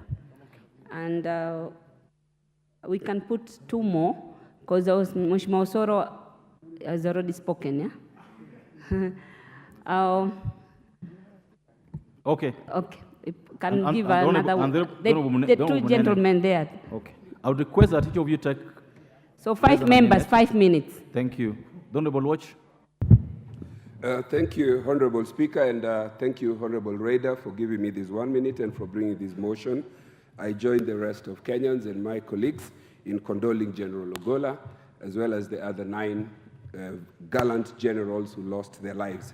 Honorable Speaker, apart from the motion that we have put on the order of precedence in terms of protocol for boarding, I would like to suggest that this motion itself must not remain as a motion. This motion must look at other regulations, including the order of precedence, and to look at circumstances in which the propositions and the ideas that have been brought here can be brought in way of an amendment bill. We must also look at other travel protocols. Who accompanies a CDF when he goes on such visit? What kind of visits must he go to and not go to? 707 Boeing airplane has now been subjected to test, meaning that we must look at. Okay, the Honorable Kombe. You got a minute. Asante Mheshimiwa Spika. Asante Mheshimiwa Rueda kwa kunipatia hiyo dakika moja. Nami nipate kutuma risala zangu za rambirambi kwa jamii walioondokewa na wapendwa wao. Na niongeze kusema kwamba mbali na kuwapatia nafasi maafisa wakuu wa jeshi katika kuabiri ndege, pia hali hiyo hiyo ingeweza kuongezewa kwa maafisa wengine ambao bila wao haingekuwa rahisi afisa wa jeshi kuweza kufikia ile ngazi ile. Nikizungumza hivi, tunao maafisa katika ngazi ya kielimu, tunao maafisa katika ngazi ya kidaktari ambao wanastahili kupewa heshima katika huo muongozo wa ni nani anastahili kuja kwanza. Niseme asante Mheshimiwa Spika kwa hayo yakaweze kuwekwa kwenye fikra, na tunapopata mswada wenyewe tutazidi kuchangia. Asante. Thank you. The Honorable Shakil. Thank you, Mr. Speaker, sir. Mr. Speaker, first I want to thank Honorable Captain Rueda for allowing me that 1 minute. I want to give my condolences to the Army and the loss of the KDF staff. Mr. Speaker, sir, the issue, I support the proposal, but it stops by only talking about protocol on boarding. Mr. Speaker, sir, there are many times I've seen Army officers in uniform sitting outside waiting for boarding. I think we should extend this particular privilege to the VIP lounge, and if VIP lounge is allowed. We have this VIP lounge at Jomo Kenyatta International Airport domestic, which seems to have been taken over by Kenya Airways, who have never paid anything to the local. Thank you. The Honorable Pauline Langrus. Thank you, Mr. Speaker, for giving me this time to send my condolences to the family of General Ogola and the other soldiers that lost their life through the tragic accident. Mr. Speaker, I want to say Paula to the families, and also I believe that this kind of accident or a tragic accident should send a strong message to the government, that because if we had peace in the region that the accident happened, I'm sure we could not have lost the lives of the soldiers. And the counties that have lacked security for a long time, Mr. Speaker, we have lost so many young people, and this should send a clear message to the government that we need to invest. We need to restore peace within the counties that have fighted for a long time, and also take care of the properties of the people that are losing their lives and properties every day. So, Mr. Speaker, I want to apologize with the family. Honorable Munene, be mindful of the fact that you only have 1 minute.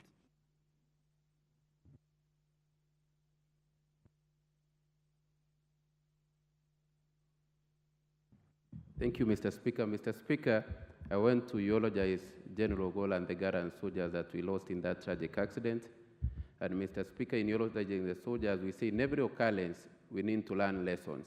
Now that we lost our gallant soldiers, and we've already lost them, Mr. Speaker, the best thing as a country we can do is to learn lessons. One, Mr. Speaker, this is not the only outdated and old aircraft that the forces and other senior people in this country are using, Mr. Speaker. So we should not wait again until we have such another accident by the forces or a senior person in government, and then, Mr. Speaker, we start looking startled, Mr. Speaker, because I believe even the plane that is being used by the president, the deputy, and other senior people in the forces are these outdated planes, Mr. Speaker. Secondly, Mr. Speaker, is the issue of budgetary. We lost these generals because of budgetary issues. It's the high time as a government that we cracked this budgetary issue once and for all, Mr. Speaker, because even families there. Thank you. Honorable Rueda, you now have 2 minutes to wind up. You gave out all your time. Go ahead. I need a few minutes. Okay, so I think 4 for me is enough. You can give 1 more. You'll get 2 minutes, because that's what you have now. No, I need them to continue. Thank you, Mr. Speaker. First, I want to clarify that the title captain, I'm not from the forces. I am a pilot by profession. Mr. Speaker, I would like to thank the leadership of the House and also thank all members for their contribution. For sure, Mr. Speaker, the role of KDF and Special Forces cannot be overemphasized. For members of Parliament to be in this House and carry out their duties, they require some people on the ground to safeguard them and their property, and those are none other than KDF and Special Forces, who are at this moment are in the forest, walking in the forest, for us to be here. Mr. Speaker, so many soldiers have died for us in the past before this incident of General Ogola and other officers. In some country, Mr. Speaker, when officers have gone for mission and their wives are taken by other men, such men are given heavy punishment by the court. But here in Kenya, there is no such provision. Mr. Speaker, some of the problems our officers go through are shocking. Mr. Speaker, some of the remarks that politicians make in this country contributes to suffering of our KDF in the country. Mr. Speaker, why we didn't put, okay, Mr. Speaker, I did not have any intention of neglecting the police in my motion. In fact, the Special Forces are members of the police who have undergone a specialized training. We want to appreciate the ones who walk in the forest and stay in the forest for us to do our work. Mr. Speaker, when I introduced this motion in the Parliament, the late General Ogola was very happy. Several other senior military officers called me and appreciated the initiative. They said that as a country, we are we are heading towards the right direction because of working on the welfare of our military. Some of them said, at least someone is appreciating. There are people who can see what we are doing. Mr. Speaker, so this motion is just a small thing towards the appreciation of work that our KDF and Special Forces do. Mr. Speaker, Mr. Speaker, these things are happening elsewhere, like in the US, where the military desk is established in airport to serve military officers, just like diplomats and UN staff. Mr. Speaker, finally, Mr. Speaker, the implementation of this motion does not require any funding from the government, and therefore it is cost-free. Thank you, Mr. Speaker. Thank you. Members, the decision on this motion will be made the next time it's loaded in the order paper. Next order. Order number 10, the Public Service Internship Bill, National Assembly Bill number 63 of 2022, second reading. Thank you. The move of the bill is Honorable Naisula Lesuda. Thank you, Mr. Speaker, for this opportunity, and I beg to move that the Public Service Internship Bill 2022 be read a second time. Mr. Speaker, the import of this bill is to establish a legal framework for the regulation of internship programs within the public service.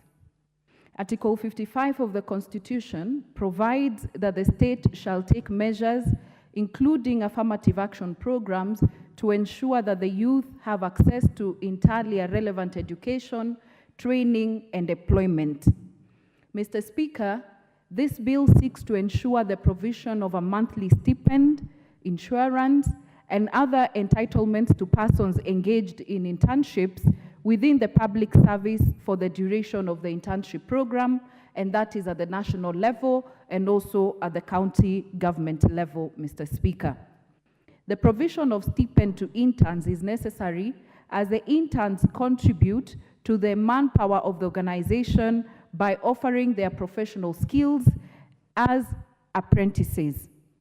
Mr. Speaker, this proposed bill comes at a very crucial time in this country when our doctors are on strike, the interns, where they are saying that they have to be paid commensurate to the work that they are doing, Mr. Speaker. I will not want this conversation to hinder the debate or our mindset to just be tied to the issues of intern doctors, Mr. Speaker, when we'll be looking at this bill, but to look at interns across the public service sector, both at the national government and also at the county government level, Mr. Speaker. It is important to note that this bill, I started working on it in the last parliament, but I revived it in this 13th parliament, Mr. Speaker, because I know the great important role that our interns play in offering service to our country, Mr. Speaker. I remember when I joined the national broadcaster KBC, Mr. Speaker, after I finished my bachelor's, and I remember when I was recruited there as an intern, I was required to pay 1,000 shillings. This is an intern who has just completed her education, looking forward to get somewhere to get some skills and expertise in the field that I studied in. And I'm just from paying my school fees. I have nowhere else to get money. I'm expected to have transport money to go to work. And again, the institution that has offered me internship requires me to pay 1,000 shillings. And maybe at the position that I was in, I was able to afford my lunch, my transport, and even dressing. You're supposed to dress appropriately when you go to work. But there are some of my colleagues there who could not even afford that 1,000 shillings, Mr. Speaker. And so this really formed the basis of my experience as an intern, to think that as institutions and as a government, we have to really look at interns when we employ them, because it's actually a form of also, it's really not a contract employment, but the manpower that the interns give. Actually, in some institutions, you'll find that the interns put in so many hours, even compared to those who are employed or those who are on contract, but they do not get a single cent, even just to motivate them for the work that they do, Mr. Speaker. I remember that personally when I was an intern, I decided to give my best because I wanted that at the end of my internship, the institution will not want to get rid of me, but will want to actually employ me at the end of my service as an intern because of the kind of work that I had put. And I ensured that I worked so hard, just like those who were employed, Mr. Speaker, that when my internship came to an end, I was offered a job at KBC, Mr. Speaker. And so we cannot ignore the role that the interns play, Mr. Speaker. And one of the debates that has been coming up, and what I have been listening to most of my colleagues when we debate even about the intern doctors, is that we want to compare professions. We've just finished a motion here, Mr. Speaker, in regards to the military and our uniformed service men and women. And we discussed the critical role that they play in this country, Mr. Speaker. If you again look at the doctors, you will see the critical role that they play. When you look at the teachers, they also play a critical role, Mr. Speaker. And so for me, it is always a debate, and I think that is what we should look at as a country, because also others are debating, but why are members of parliament earning this amount of money? Why are judges, actually judges are asking that they get pension because, you know, they should be considered.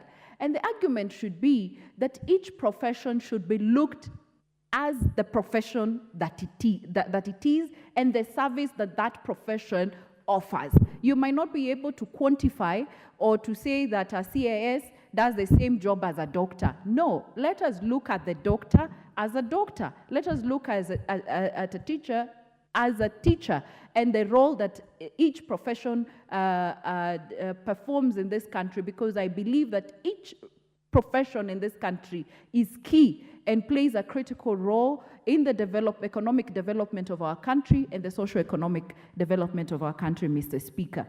Member for Samburu West, I hate to interrupt you. I know you're on a roll already, but you'll pick it up from there the next time this business is loaded in the order paper. Thank you, time Mr. now Speaker. being 1 p.m. Honorable members, this House stands adjourned until today, Wednesday, the 24th of April, 2024, at 2:30 p.m.